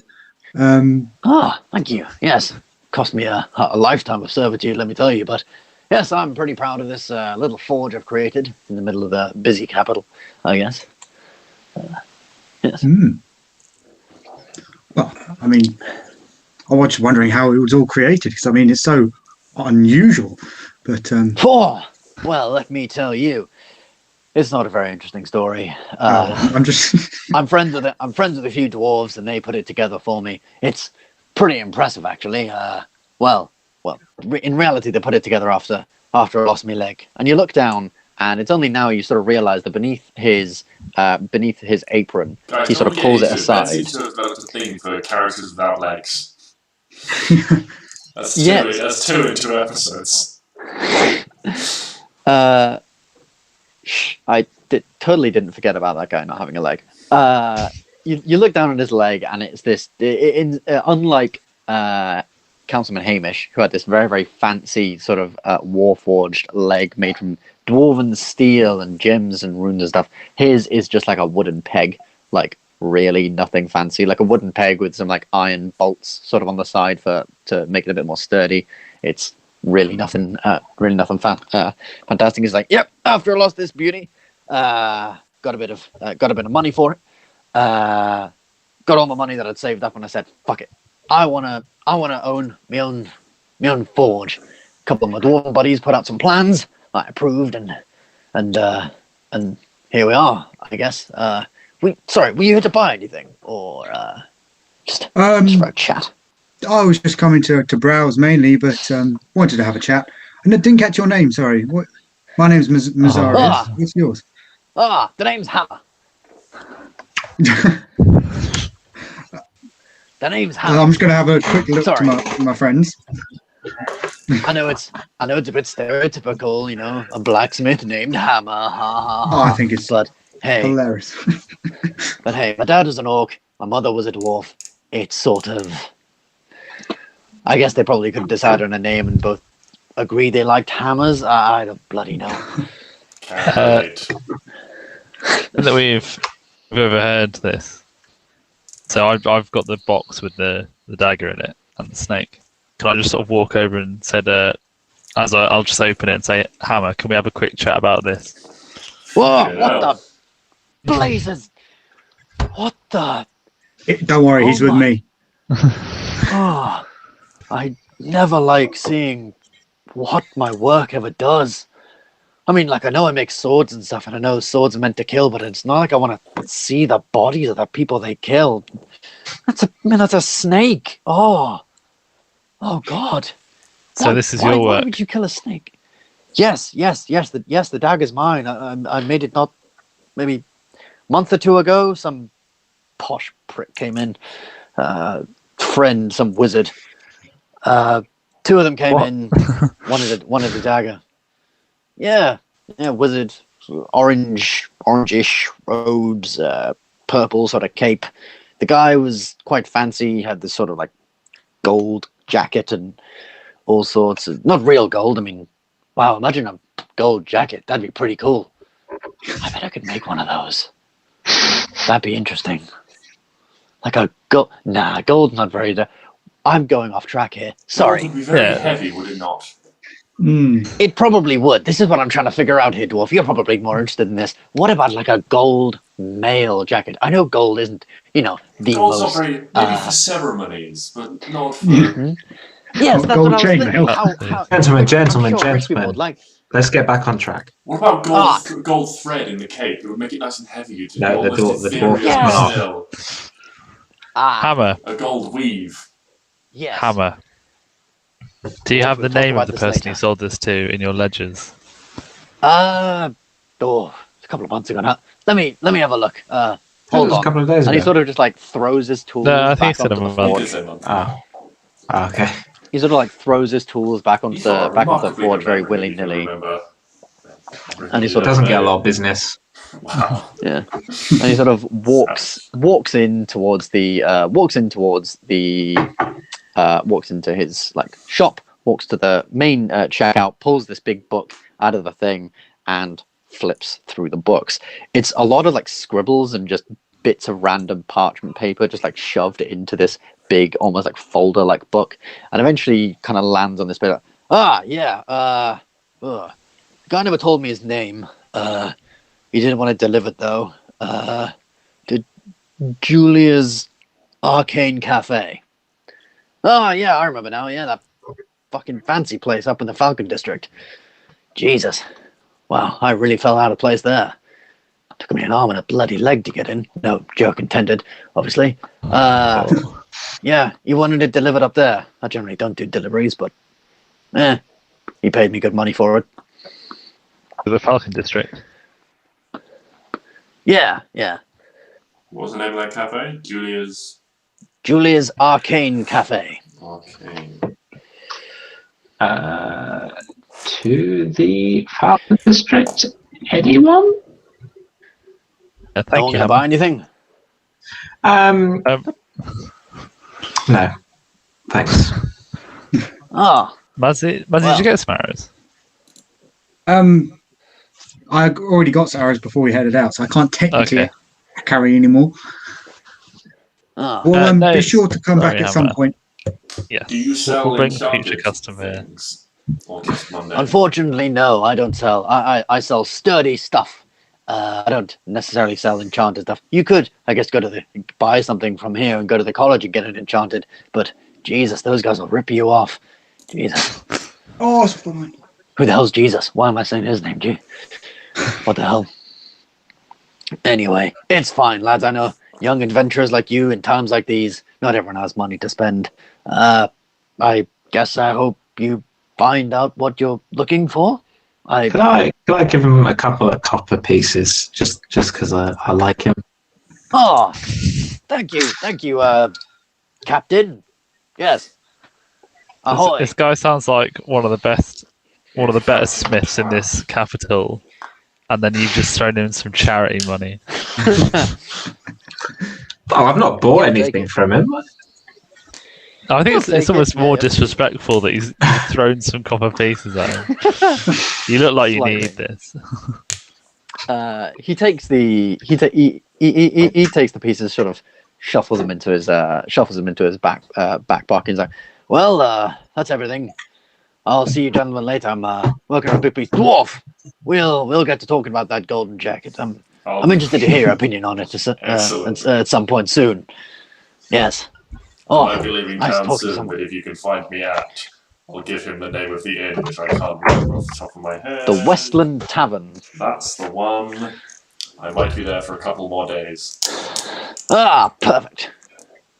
I'll see if I can go. It's a student place. Not really a big fan of the students, but hey, we'll see. I might see you there. Anyway, have a good one, gents. Go Cheers, Emma. do whatever you adventurers do. I don't know.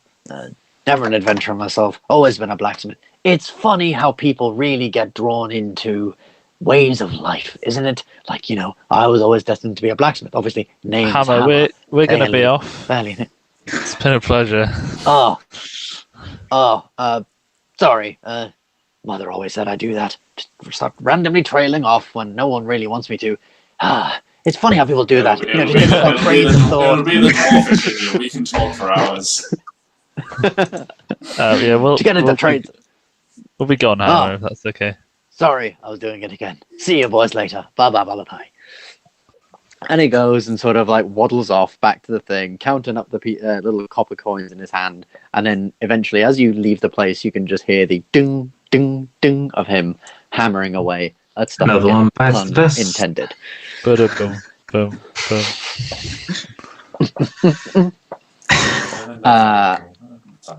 Hammer's got a good What? rhythm to him. Hammer does. Hammer's got style, man. Is it MC? Is that his real first name? Way off to now. Off to the Falcon District. Yeah, the Julia's Arcane Cafe. Yeah. Julia's Arcane Cafe. Walking through the place, it is quite the trudge, especially from all the way over in the Wind District. It's about an hour and a half's walk. Eventually making it there through the hustle and bustle of the. I mean, you could potentially get a ride. There's lots of. the city more quickly. There Yeah, are like elephant. carriages and stuff. There are carriages and stuff that are like able to take people about the city if you really wanted to. You could pay off a sort of like taxi, a bit like a taxi service. They fit like maybe 3 or 4 people into one of these little carriages, take people across the city. They're a little bit cramped, but I just kind of remember they work. we all own horses, right? I sold my horse for the elephant. Admittedly, What a great trade. with us. But, Yeah, I thought it was a good trade. A horse for an So- elephant, an eye for an eye. Is it a good time to Right. bring out that I bought a Right, giant right. eagle as well? Dab. So You it end doesn't up get with entry eagle to the vision. I'm Falcon going to be District. so mad. I'm now just thinking Right. how that would work. That'd be horrifying. What'd you say, Matt? Oh, if you ended up with eagle vision, I'd be so mad. Oh god. Anyway. Be too overpowered. Yeah. I mean, you can get like arcane eye or something like that, I'm sure, as a wizard, which is effectively the same thing. Yeah. Or if Oramis just dies and Nevada comes in and he gets a high enough level, you can just turn into a bird and fly off. And then you can come back and like land on Mazzy's wrist and like whisper secrets into his ear. I mean, alternatively, I could just talk to a bird and ask them to tell me what's going on. But you've even never been without very being at good a with high women, level. have you, Luke? Admittedly, Nevada doesn't We make have a brief Oramis's stop charm. at the docks to apply cold water to that burn. Oh, Oh, I love it. Alright. Yes, you head on through the city. Everything's pretty all right, really. It's getting now to the sort of like opening hours of a lot more shops and stuff. People are moving about a little bit more from the city, rushing to and from work and things like that. Messengers and all sorts rush back and forth, and eventually you make it up to the Falcon District. This district is much more fancier. The as you probably guess from the it being called the Falcon District, a giant man appears. what's happened? You make it to the Falcon District. This place is much sort of fancier. Stone buildings, each one sort of like different. Instead of like buildings as different sort of places like taverns and blacksmiths and all sorts. These are like manors. Like every single place is its own sort of manor or house or everything like that. It's not like street names. It's like Lord Flowers House or Lord something's manor or Nobleman thingy's manor or whatever. There are a couple of establishments open, sort of like barbers and different taverns and inns, which are much more luxurious and fancy than most people in the capital's pockets can pay for. And eventually you make it to this rather tall, narrow building. It is almost entirely made of like marble. It's really, really fancy. It's got this like columns going all the way around the edge of its sort of perimeter, and vines sort of stretching up these columns, moving with the wind, but almost like too much for it to be the wind. Almost like there's an arcane sort of there's a magical element about these vines that sort of move. As you walk up to the door, these two hands float in the air, wearing white gloves. They open the door for you as if like mage hand, and you step inside. Inside, it is just as lavish as the outside. Marble floors, marble columns, like metal seats, almost like like you see like a metal garden, like garden furniture. Light shines through the top, except it's not like the light of day. It's more like a really bright, almost like summer's day bright light. It's warm in here. There are vines around everywhere, dropping berries into different people's drinks. Teapots and glasses of wine float around to people's tables. Very, like, think of the most like high fantasy cafe you possibly can, where no one really has to do anything. It's all just controlled by the magic all around them. There's no waiters. There are like mage. Sorry, this is a ridiculous display of magical power, and I feel like it's being wasted slightly on a cafe. This is sort of like tug on the side of Gylndan and be like, maybe you can take the lead here. Some of us don't really look like we belong. Oramis Anyone. steps forward. Anyone can go into we are all magic users, to be fair. Yes, but I'm more shocked about the fact that this place looks like it costs a fucking bomb, and some of us look like we live on the streets. It really bloody does. Even the people in here are wearing like jeweled necklaces, and the gentlemen are wearing like fine jackets and robes and canes with gems the size of your fist at the top, like, wielding them about as if they're like nothing. The finest wines and finest foods from all over Ambyr, all over the world, in fact, not just Ambyr, but different continents. Plates of fish that you've never even seen before. legs of animals and sauces being poured over them that you've never seen before. All very bright colors. The smell is almost like intoxicating just as you walk into the place. It is gorgeous. And ahead at the very front is a bar. In the sort of middle of the room, right beneath the beam of sort of like light that shines down, is this bar, again made from like marble, and it sort of is in this big circle around the center of the room. Standing there is a high elf wearing a white shirt and a white sort of, what do you call it, like petticoat sort of thing. He's very, very, very obnoxiously posh with like a little like white towel like there. He's going to talk down to us and Oramis is going to kick off. Gentlemen, hello. Take a wrong turn, did we? Somewhere? No, we're exactly. You're joking, where we mean to be. Turn. This is exactly. This is where we mean to be. This is where we mean to be. Yeah. Of course, I'm sure we have a table in the corner somewhere. What on earth can I get for you? For you, fine gentlemen. First of all, not a table in the corner, thank you. We're not here for food or drinks. Well, we couldn't afford it anyway. Listen, fella, I've got more money in my back pocket than you've seen in your whole life. Okay, so just less of this. Yeah. I'm sorry. I should be more welcoming to guests of the different regions. My many apologies, sir. You said you're not here for food. What exactly are you here for then? We're looking for someone. A wizard in orange overalls. A wizard in orange.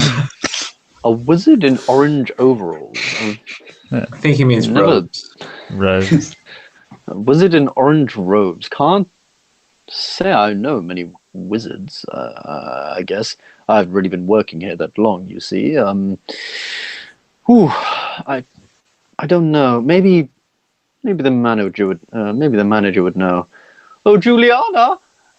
Like very posh. From the very, very corner of the room, you can see a woman standing, talking to a few people. However, she's standing on the table itself. She is a halfling, a very, very fancy halfling wearing these bright purple and gold and silver robes, like really, really fancy earrings, like the size of her ears themselves, with these like beautiful multicolored gems.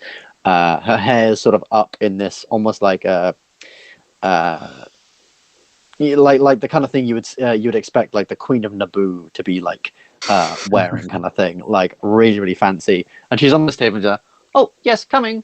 And suddenly she clicks her fingers, and she just begins to float over to you. She's very, very ominously, as if she's standing on something, but she clearly isn't standing on anything. She just like floats over to you and continues to hover around like just above your head height, like just sort of standing there like, "Yes, hello gentlemen, what are you here for? Drinks? Are you Hello, Julia. to help?" Can I just bow? I'll do a very low bow. Like a sweeping bow. Sarcastically low power? Well, so it looks good, but it is a touch sarcastic. She can roll to see if she thinks it's sarcastic. I think she'll probably recognize that you guys aren't the kind of people who would go to this kind of place very often, so maybe a touch of sarcasm might be implied, but she doesn't really think too much of it. She's still like standing there, not particularly paying like too much attention. Yes, what? Yes. What is it? I'm rather busy.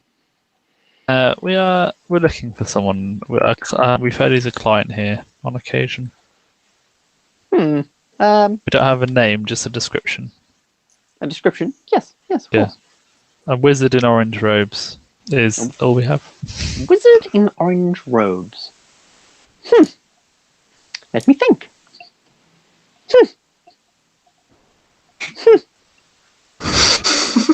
And she does this for a couple of minutes, like being really, really bloody like, hell. inquisitive and thinking. She's like, wasn't there also a lord in a sort of, or a lordly-looking fellow in a gold cloak? Yeah, there were two. ah, Lord in a gold cloak. You say, oh, that'd be Lord Partridge. Yes. Oh, yes, and he did bring his fellow here once more. Not his fellow, not in that way, although, do I have some gossip about that? Anyway, Lord Partridge, yes, he did come by a few weeks ago with, yes, with a man in orange robes. Said he was a wizard of sorts. Mr. Partridge seemed certainly out of place, there, and to pick up a dagger of all things. Mr. Partridge is let me tell you, he's a lover, not a fighter. Very strange. Yes, I did think that was rather strange. I've never seen that man before. Wizard in orange robes. No one really comes in here if they're a wizard. This is all fairly rudimentary magic. I mean, it's just a lot of mage hands and stuff. Rather strange. Know where they are now, Did you boys here to buy anything? No. Well, I know where Lord Partridge lives. He lives in the Falcon District. Just up the road. Take a right and then a left. You'll see his manor there. It's rather large. Well, you know, pretty big for a manor, really. Yes. Take a right, the end of the street, then a left. First left. You'll see his manor. You can maybe ask him there. Although, I would warn you, he's not always in the best mood. Is that all? Are you all going to buy anything? I think not. I'll do another bow, but this one's much more sarcastic than the previous one.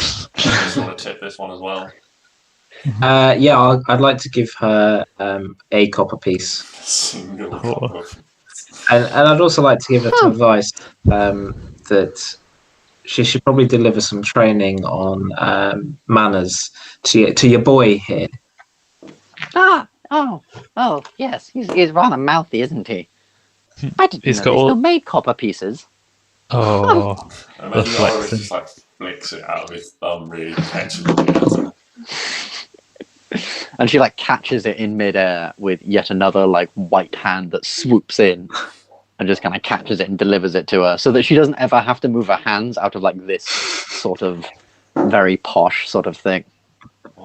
Out of this very posh sort of thing. She's like, I didn't know they still made copper pieces. The more you know, eh?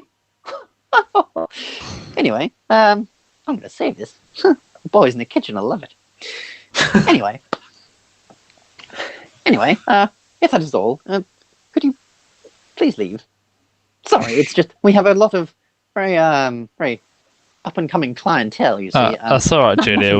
We'll save your breath. See you later. We'll be good. Just sorry, Ben. Is there any sort of plants or anything around there? Oh no. Yeah. Like these vines, sort of like coming off the pillars and all. No, but is there like a plant pot or like a vase or anything? Yeah. I guess on the bar, every couple of feet, there's maybe like a couple of vases of different beautiful like bright coloured flowers. The one that's currently closest to you is like this bright pink flower with like loads under the petals all the way around it. As we leave, can Oramis just sort of go up to it and have like a sniff of the flowers, and just sort of say to her, "Oh, these are beautiful." Oh, thank you. Yeah, picked from the finest. And then he pushes them on the floor, smashing the vase that they're in.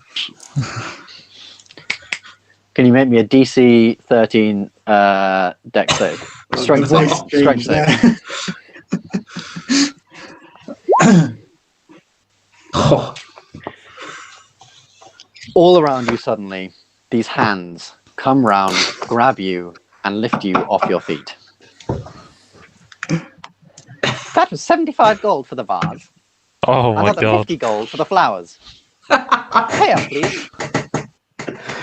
Can I pay on credit? Pay on credit? What? No, in gold. 125 gold. Here, now. How about a stake in a very lucrative trade business? Twice in 10% share. 125 gold, or I call the guards here right now. So, Do you have that, Oramis? To have it, yeah, I've got it. I just don't want to. probably think about that before you people's faces off shelves. Can I I'll take teach him out? a lesson. Oh no, it's fine. We've got things to do. How much gold? Did you say 20 gold? 125 gold. Oh, go on, Oramis. Persuade your way out of this. Can I offer to work on the weekends to pay it back? Somehow, I don't think that would work. Doesn't seem like such a funny joke Jesus. now, does it?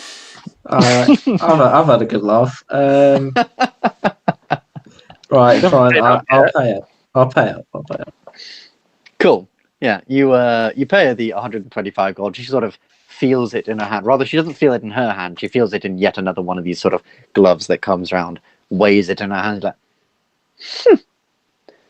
that'll do. Put him down now.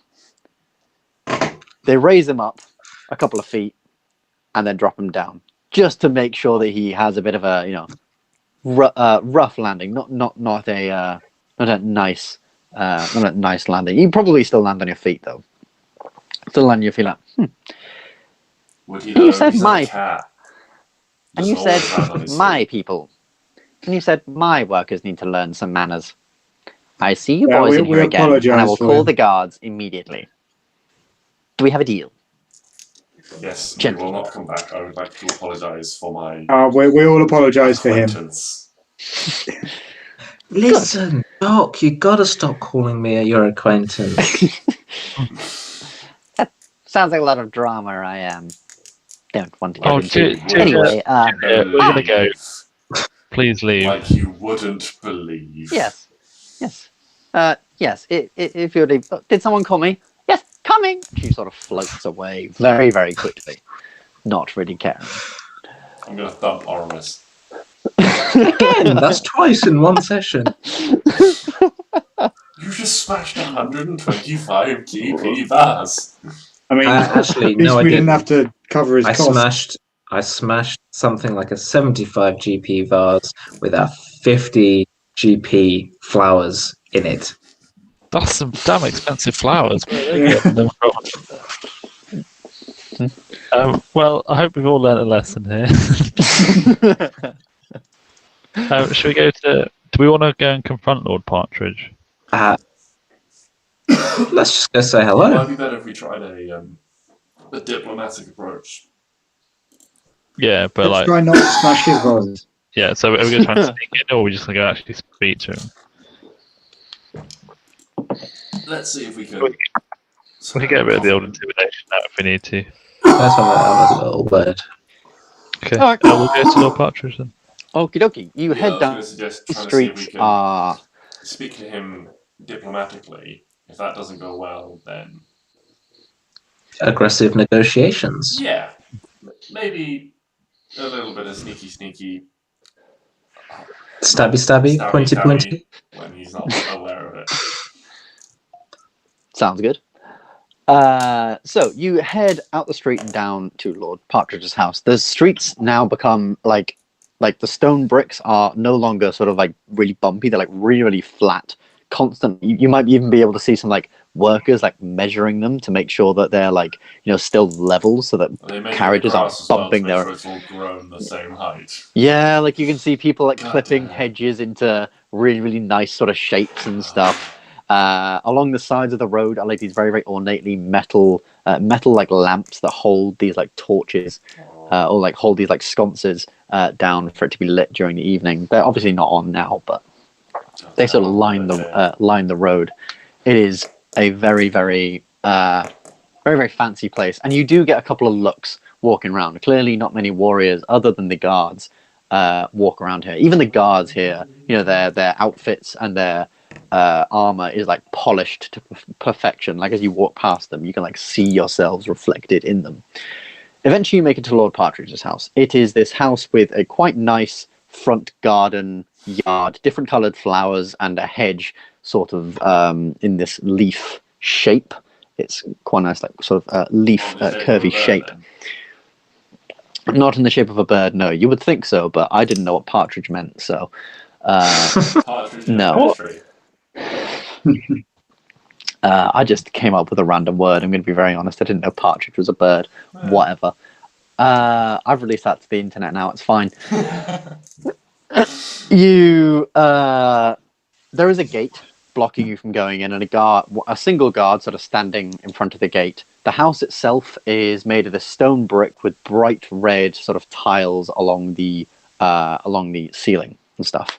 The guard sort of stands there and looks at you as you approach. Hello, do you have an appointment to meet Mr. Partridge? Yes. Persuasion check. No, deception. Oh, come on, Ben. It's just a problem this episode. A lot of that. How much of a problem? Come right in. Wait to the foyer. Thank you. That's very nice. Yes. He pulls out a key from his side, opens the gate, pushes it open, and allows you in. The front door is open. Out in the garden here are a few workers like cutting the grass, tending to the leaves and flowers and hedges, things like that. The doors are wide, sort of open into this thing, and you walk into this very, very lavish, very, very fancy open room. There is a large staircase that goes into the upper floors right in front of you. There's a massive sort of chandelier that leads, that sort of hangs above you with all these gems and fancy like diamonds diamonds like placed ornately all around.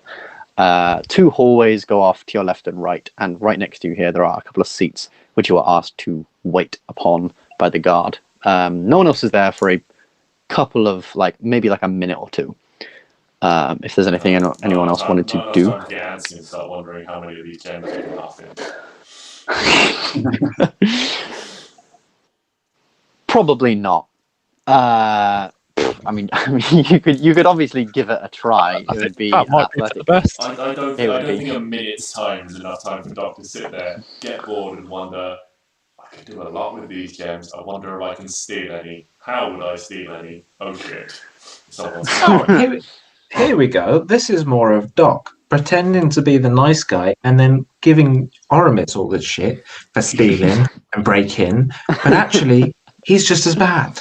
I mean, there is a difference between thinking something and doing something. I've barely considered the fact that some of these things are worth a lot of money. But you consider it. I haven't just gone, oh yeah, I'll have that from my mate's pocket while he's asleep. I think you stole a bit of Harlech's life, didn't you, when you shook her hand? Yes, steal that. I just borrowed without permission. No, I didn't. You stole any? I just destroyed it. Deleted it from existence. Yeah. Right. We're waiting for this. So you're waiting for this guy. dude, and it's a couple of minutes before eventually this quite large man walks in. Not necessarily large as in fat, like he's built like an ox, like this hugely built dude. Big sort of golden coat, leather jacket underneath, white shirt sort of underneath that. He does have this kind of small pauldron on his on both sort of shoulders, and a long sword at his side. He's clearly trying to look quite fancy. There's a couple of military medals as well, sort of on his jacket. He walks in and is immediately concerned. He's like, "Who are you? Who let you all in? What's going on?" We just Oh, it doesn't work on the guy. 10 o'clock. He's just forgotten. We'd like a word about some things. The Black Talons. Oh yeah, yes. that's really I'll never forget that blade. And he looks at Oramis very sort of concerned. Why don't you all come with me into my study? Don't want any of the servants overhearing what we might be talking about. Come with me. And he walks ahead and opens a door into what looks like a large room from what you guys can see, and gestures that you sort of come in as well. Should we like get something done to that bracelet, Oramis? It seems You could just stop. recognizable for a secret organization. You could just stop sort of like having it out on display when you're like sitting down. You're there like that, and it's just there. The main use it as thing a of it is, toothpick. it very clearly on the front has the Black Talons symbol engraved onto it. That's what I'm saying. That's the main sort of thing. Otherwise, it would look just like a regular bracer. But Maybe Oramis needs his own symbol. Maybe. maybe What's the symbol of Dolus? And how does it differ from a Black Talon symbol? it doesn't. Same. Maybe you could just get a big D and then a hull up and then an O. Bet Luke would love a big D. Oh, That's unbelievable. Very out of game there. Very personal. I didn't even think of that. So that's just Lord. one of life's happy accidents. Well then, yeah. So he gestures for you guys to enter the room if you would like to. Yeah. Yeah, sure. Didn't come all this way to then not go into his study. Come in, have a chat with me. See you later. Yeah, we got what we came for. You walk into his study, and he shuts the door behind him. He walks over to his desk, turns around, and immediately pulls out his longsword. Oh, fuck. Oh, He is particularly concerned. He immediately sort of points at an Oramis, and he stands there. All right, I knew this day was coming. Jesus, with what I know. But you won't get me without a fight. And he points his sword there, and he's going to hold an action for any of you guys to. whoa. Can I just say, we're not actually with the Black Talons. I took this off of one of their corpses. Just like the look of it. You can't kill a Talon. I bet none They're of not Jedi. The hell's a Jedi? It's a tale from the seas. Maybe when we have a bit more time, I can explain it. But they're mighty wizard warriors. I see. So, suppose I was to maybe believe you then. Maybe you're not with the Talons. Maybe you did kill a Talon. Why the hell are any of you here? Have I been found? Did they send you? In a manner of speaking. Explain. We're chasing a lead, but we don't have all the pieces to the puzzle yet, and we don't necessarily want to do what the Talons want us to do, but it's hard to maneuver without all the information. Very cryptic. I understood absolutely no word of it. Mate, just tell us what you know about the fucking Talons and we'll help you out, alright? Fine. Don't say that yet. I'll just be quite cryptic about it still. I know a little too much about the Talons. You can all promise me that you're not part of the Talons. Cross my heart. All of this business, yeah. Members of the Talons organization. Cross your heart with the... Huh. Fine. Here's what I know. A few months back, one of them came to me. Well, if anything, this all starts much sooner than that. When I first had my lovely daughter, she fell in love. Maybe around the age of 6, she met a boy. Oh. And their love sprouted and grew through the ages. However, she was sent away to school, and he decided that he would rather join the Talons. Well, she returned from school a few years ago, and their love sprouted further. He asked for her hand in marriage. I knew he was a Talon, and he promised to give it all up. But I wanted some leverage. Imagine having leverage over one of the most dangerous organizations in all of Ambyr. I'd be untouchable. So, I did what any man would. I made a deal. He tells me where the talons are, and anything he can about his great talon. And he has my daughter's hand. No questions asked. A villa with anything they want. So, like the fool he is blinded by love, he told me. And I'm guessing you're all here now because he realized that I was bluffing. Of course I'm not going to let my only daughter marry a bloody murderer. And I'm assuming you're all here to kill me, sent by the Talons themselves. And he once again raises his longsword. We're not here to kill you. No, we're here about a message that was sent to the Great Talon. A message that was sent to the Great Talon. A snake and a dagger and a box. Well, I have nothing to do with that. I mean, maybe I have nothing to do with that. We have it on good authority that the dagger in the box was purchased by yourself and a wizard in an orange cloak. A wizard? I don't know any wizards. Fuck wizards. Could do an insight Too reliant check. on magic to be. Too reliant on magic to do anything for themselves. Jesus. That bloody wizard's college. I've had enough of paying for money for that wizard's college anyway. Can I do an insight check? Yeah, of course. I think he's lying through his teeth. He is. Ah.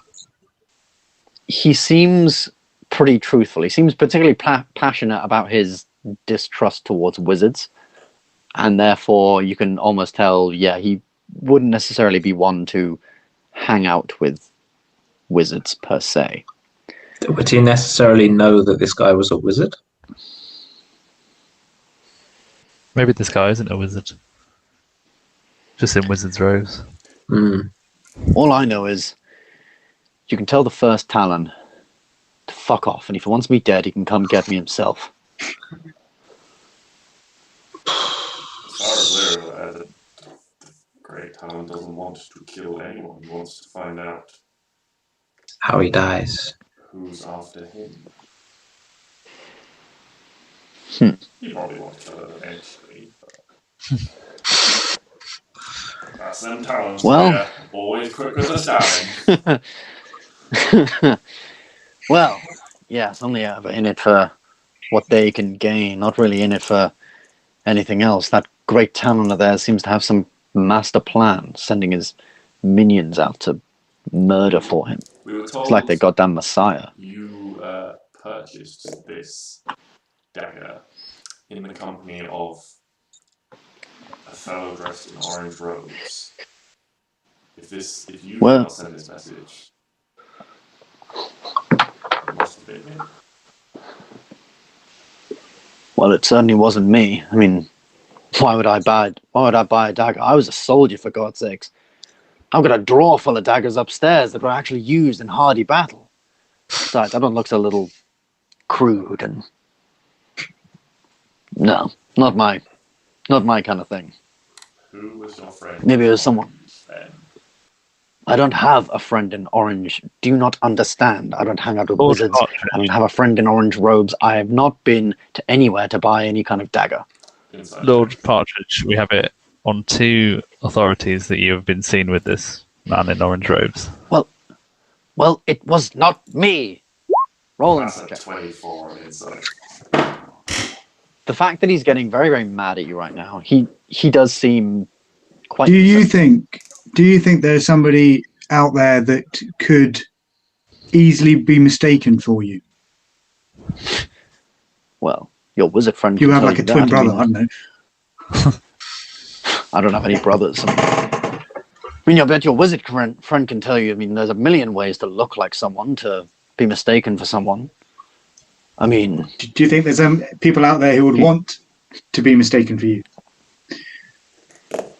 Probably. I mean, considering the first Talon of the Black Talons told me where their locations were and some of the weaknesses of the Great Talon. Ooh. Yes. I was the first Talon. It was him. I know it. Well, Might make He's still the sense. I mean, first talent, Lord Partridge.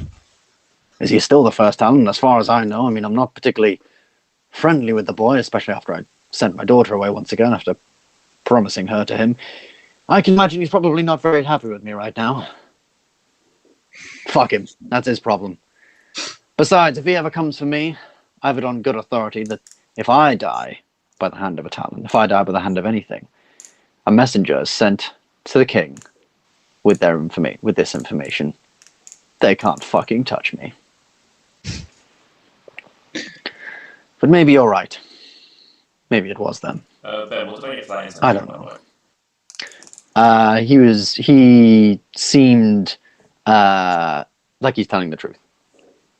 He's particularly sort of quite enraged about all of this. He clearly doesn't like wizards or anything like that, and to say that he's in the company of one, maybe anything like that, magical sort of going on, and he clearly also doesn't like this first talent guy. Whenever he sort of says his name, he says it with a bit of a scowl on his face. Obviously knowing him from a young boy who tried to, marry his daughter, probably, you can definitely tell that he's not a big fan of any of what you guys are talking about right now. He's being particularly truthful. Do we think the first talent is worth investigating? I think he's kind of at the heart of this. Could be a play for power. Yeah. Risky. Yeah. I don't know how we confront the first talent. See anything. I don't understand his motivations, though. He wants What, to the first marry Lord Partridge's daughter, so he Yeah. offers information on the talents. Why would he But then Lord turn around and try and threaten to kill the great talent? So the first talent is trying to set up Lord Partridge because Lord Partridge has leverage on him. Is one So way. he wants Lord Partridge taken out. Yeah, and I guess he can't just do it himself because Lord Partridge is quite untouchable. Also, if you kill the father of the person you love, that's quite an awkward point in your heart. Yeah. I think that's maybe what's going on here. Okay. Do you have any other enemies other than potentially angering this first talent with Partridge? Any other enemies? And you have served. Well, yes, of course. I mean, being a military man, you'd probably have a few enemies. I mean, that Councilman Ivan isn't particularly best friends with me. Me and him, let's just say we go way back. But, I mean, I doubt it's enough to kill me. I mean, gambled him out of a lot of money, and sure, I killed his brother, but, I mean, that's war, isn't it? You killed his brother? It was war. Jesus, we were sparring. Things went wrong. Sparring is not war.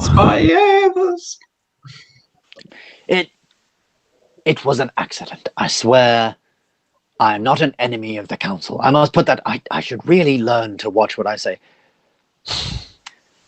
It was an accident. During wartime, things got heated. He was angry at me for reasons. I was angry at him for reasons. A bit of a power struggle there. But, I mean, I'm still alive, so clearly it hasn't really sunk in yet. I mean, I guess maybe he forgives me somewhat for it, but who am I to know? Who else might hate me? Have you ever been to the Root District? All of them buggers probably hate me. God. Yes, but they probably don't have the means to impersonate you. Yes, you're probably right there, dwarf. Yeah. I don't know. Lots of people hate lots of things. I mean, if I was to ask all of you who hates you, I mean... Tiamat. Tia who? Long story. What's his name? Oh, the guy, the mayor of the town, the vampire. Lazarus. Lazarus. Lazarus is not our biggest fan. Oh, really? Well, I mean, Mazzarious he's not Blackwind? really anyone's big. Mm. Yeah. Lazarus And Baron Mary Hill of Blackwind. Blackwind. Baron Hill, that's right. Oh, Blackwind. Mary Barronhill. Oh, yeah. Well, I mean, they're not anyone's fanciest bunch. Jesus, I mean, what happened to her is ghastly. I know. I mean, She went a her bit body mad, just didn't left out. Her body just left out on the street like that. It's horrifying. she? Come again. Oh, is she dead? God. Oh, did you? None of you heard? Yes, she was found on the streets of Blackwind one day. Horrible, horrible, mauled to death, half eaten. It was Oh, right. horrifying. Oh, Well, that is a title of eaten the book. to bite marks and things like that. People are just assuming that she was just ambushed on the road one night. She was always off to consorts' houses and things like that. Strange woman she was. Strange woman. Strange family too. That Mr. Blackwind. I mean, I once met him. You know, he was always under the shade of his bloody umbrella on such a lovely day. God, what a bloody weirdo. Sensitive to the sun, you'd say. Yeah. I mean, I get, some people are fair-skinned, but God, it was beautiful.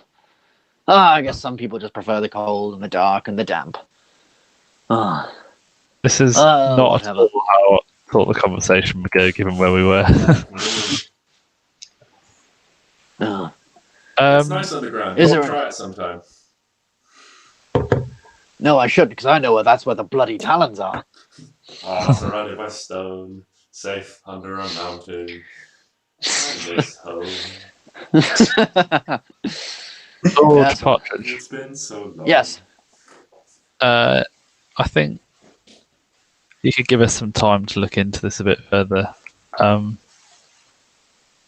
try and help you out here. It doesn't appear to be you're the person we're looking for. Ah. Well, that's always good news, isn't it?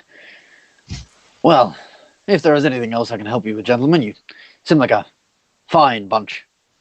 Hardy soldiers. Yes. Do you still have ties to Councilman Ivan? Oh, yes, of course. I mean, we talk, we chat, we were old war buddies, but yes, a lot less since I, If you, Accidentally killed his brother. it was an accident. I can see that. I mean- That might tick someone off. Yeah. if you get a chance, Can't you, man? Lord Partridge. Oh, yes. I have first-hand experience. Killed your brother, did you? Oh. He thinks I tried. Ah. Don't we have a meeting with Uh, Councilman Ivan tomorrow? Oh, do Possibly. you have a meeting with him?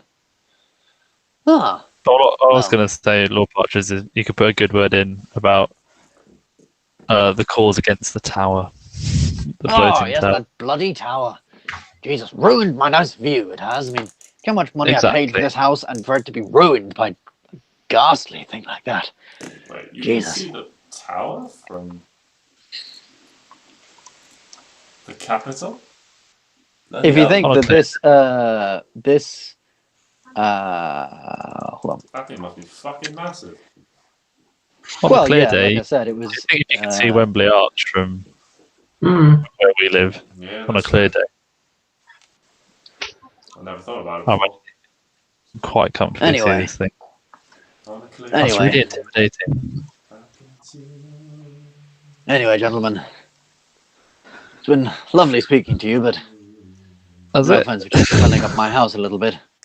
Don't pay 50 gold a week for the bloody incense and things for folks like you to come in. I obviously understand, gets all sweaty under the armor and such, but I have Still things better in to his take. heavy plate. I have things to take care of. If you wouldn't mind, please. And he turns around and just begins to sit by his desk. Unless there's anything else, one of my men will see you out. I'm always here to help. You seem like a good bunch of lads. Call on me if you might need help. But not sure what I can help with. But if you ever think, let me know. Sits back down and begins writing some different manifests and such. If you think of anyone else that hates you, let us know. Will do. I'll get you a list. Thank you. So are we outside now? Yeah. Unless there's anything else you guys want to do in there, you can head outside. How are we confident enough that it's the first Talon to confront him about it? Or do we need more evidence? I think we need to try and get a more concrete identity. If we just go in and be like, Mr. Great Talon, sir, it's the first Talon because he wants to marry someone's wife, and he's been someone's daughter, and he's been selling your secrets and wants to hide it. I don't know. I reckon Oramis could persuade him. Without any proof, it might be difficult for him to believe it was just our word against his. But how do we go about getting proof? I don't know. Because there was still the guy in the orange robes who Hammer said looked like a wizard type of person, and there was obviously the college, college wizardry that thingy Have a quick whiz around the college. Yeah, it's possible that if it's the first time that's responsible, he doesn't have the arcane knowledge to perform the disguising magic himself, and so needed to hire someone to do it. Always possible. I think that's a decent suggestion, and it's also the only lead we've got. The only other alternative we could do is if we try and get the Great Talon to sort of overhear us getting a confession from the first Talon, but that would be so difficult. So I think we had to almost arrange a sting operation with. That's what I was thinking, but that's very last ditch and a bit desperate. I've always got Zone of Truth. Yeah. Make everyone be nice and truthful to each other.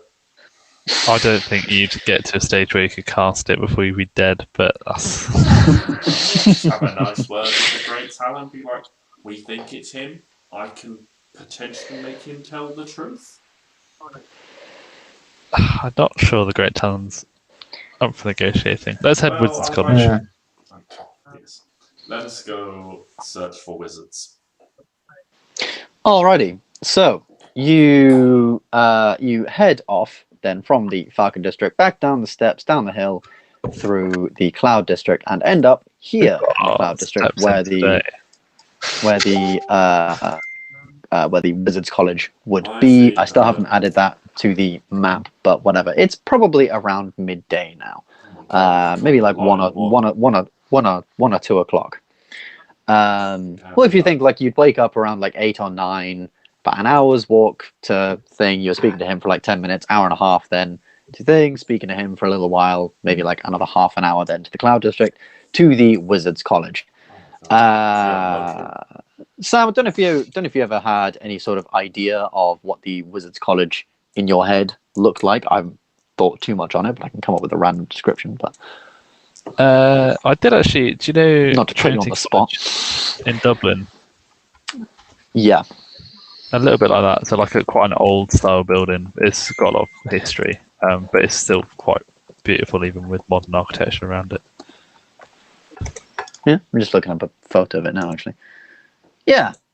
So, sort of something like that. That's similar to what I was thinking.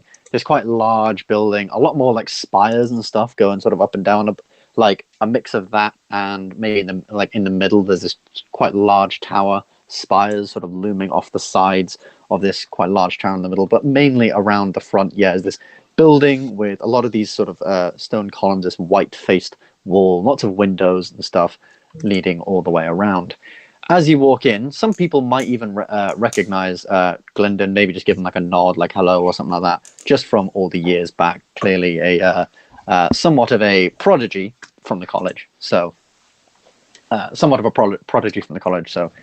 clearly maybe a little bit memorable.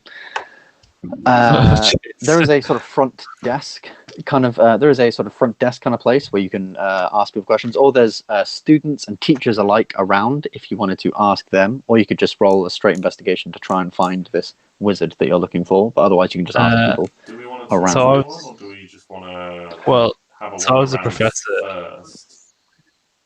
I was a professor here, so I'd know like sort of the dean almost. So I feel like he might be a good place to start. Yeah, of course. Do we want to try and just be a little bit under the radar to begin with, just so he doesn't potentially get wind, or are we happy just? I'm asking Gylndan, like how much sort of knowledge gets around if we're suddenly asking about, is he going to go to ground? I don't know. It wouldn't go back if we just went and spoke to the dean. It wouldn't go back to him necessarily. Okay. Okay. Wouldn't be a dean's a very modern term. I'm guessing it'd be more like a arch like professor or something. It'd be the archmage. It'd be the arch wizard.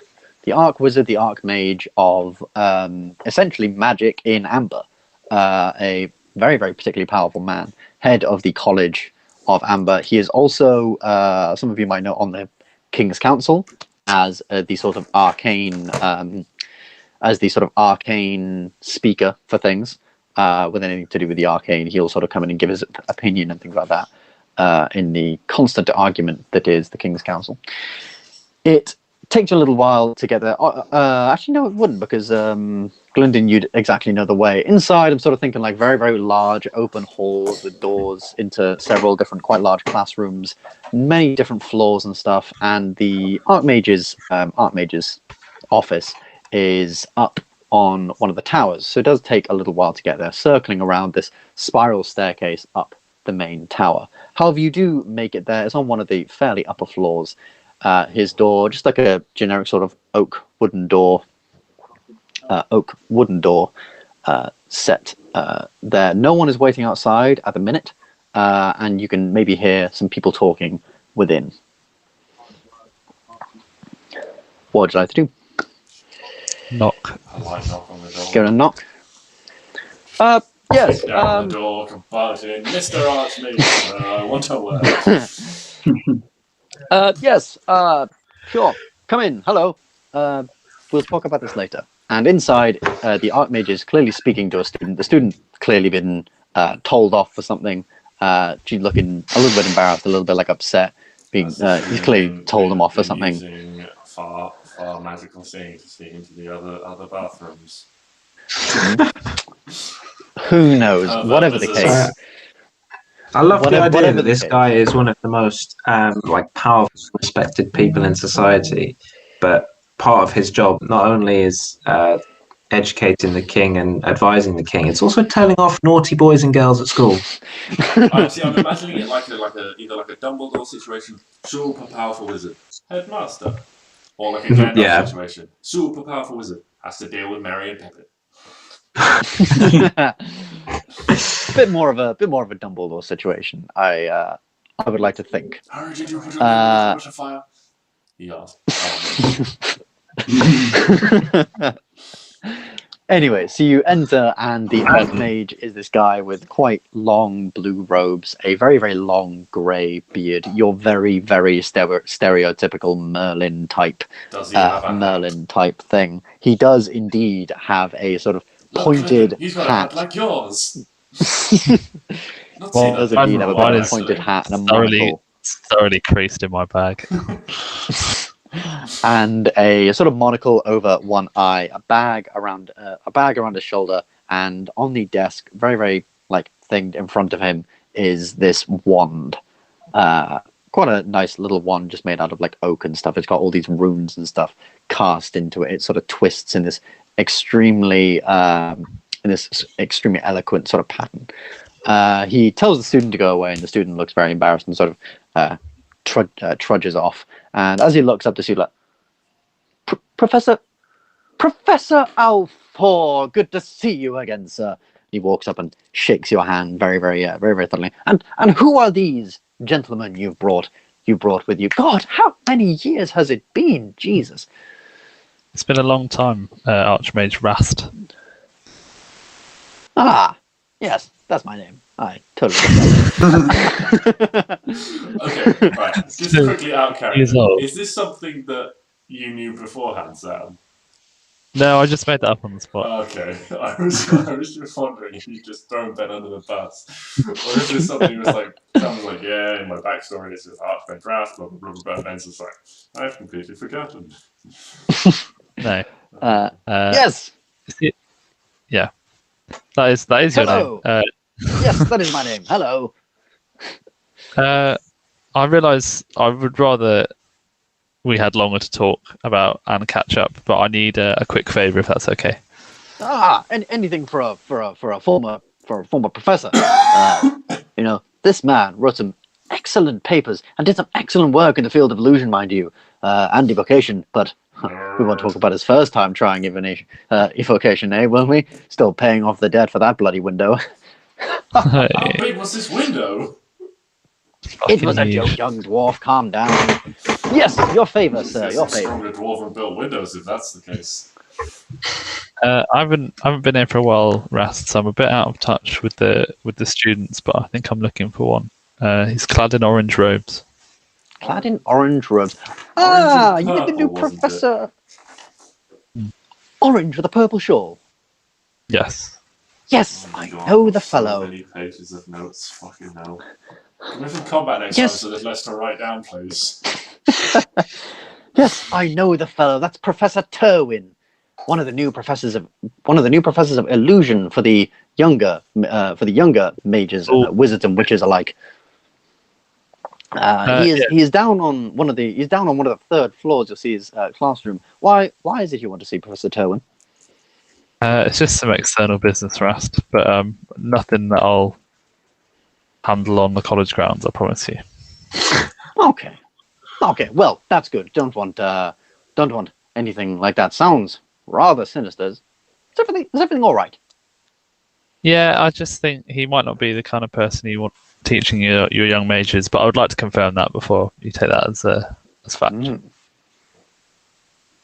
You know that is a serious accusation.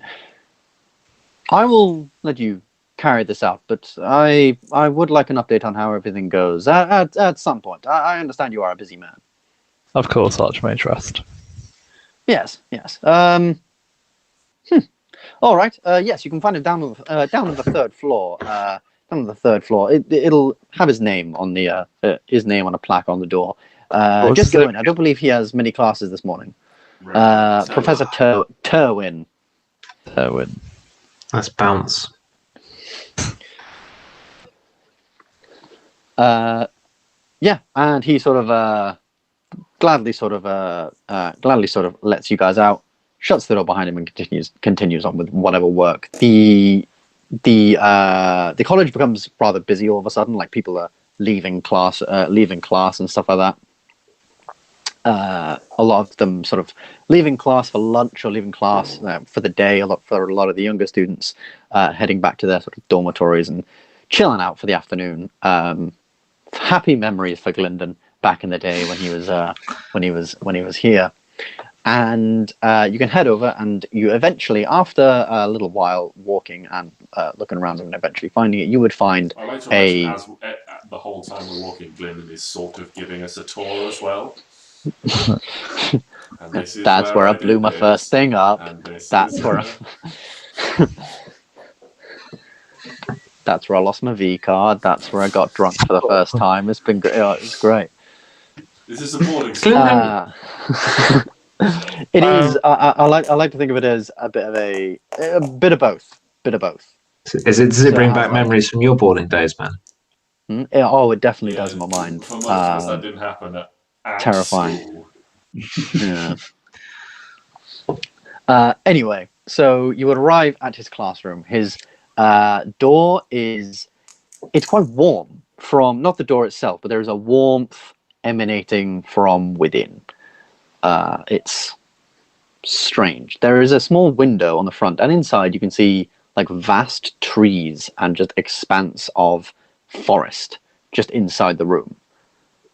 What would you like to do? You are currently stood on the outside.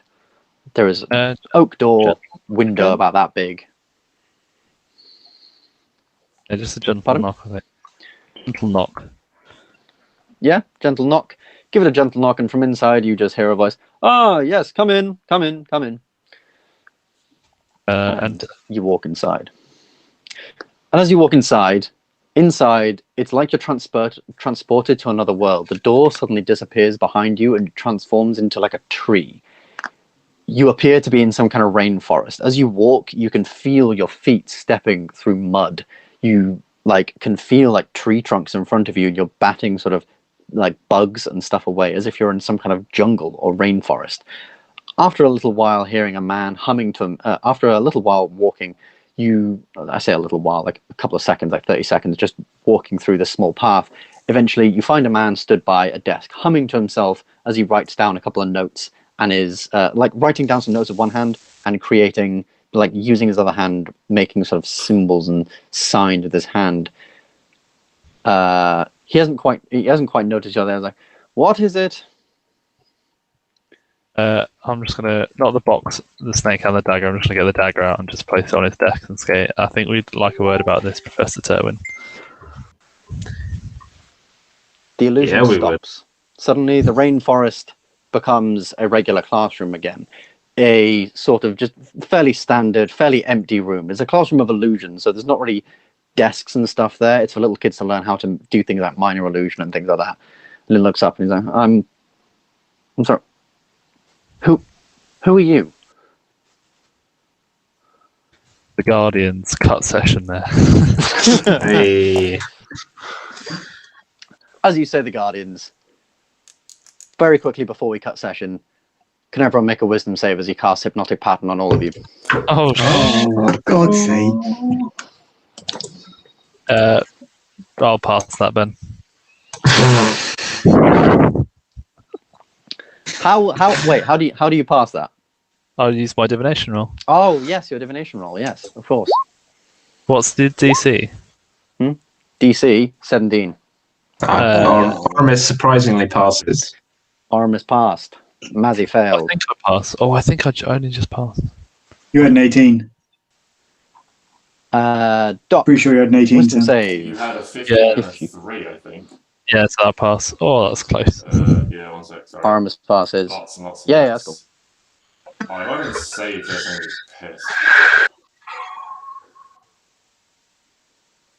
to be pissed. Does it?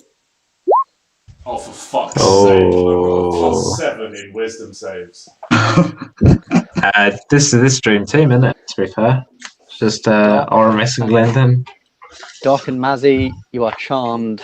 Oramis and Gylndan, you see the bright patterns of the thing very, very briefly, but then they fade. You snap out of it very, very suddenly. And here you see a man reaching round the side for a wand. Cut session. Oh, yuck.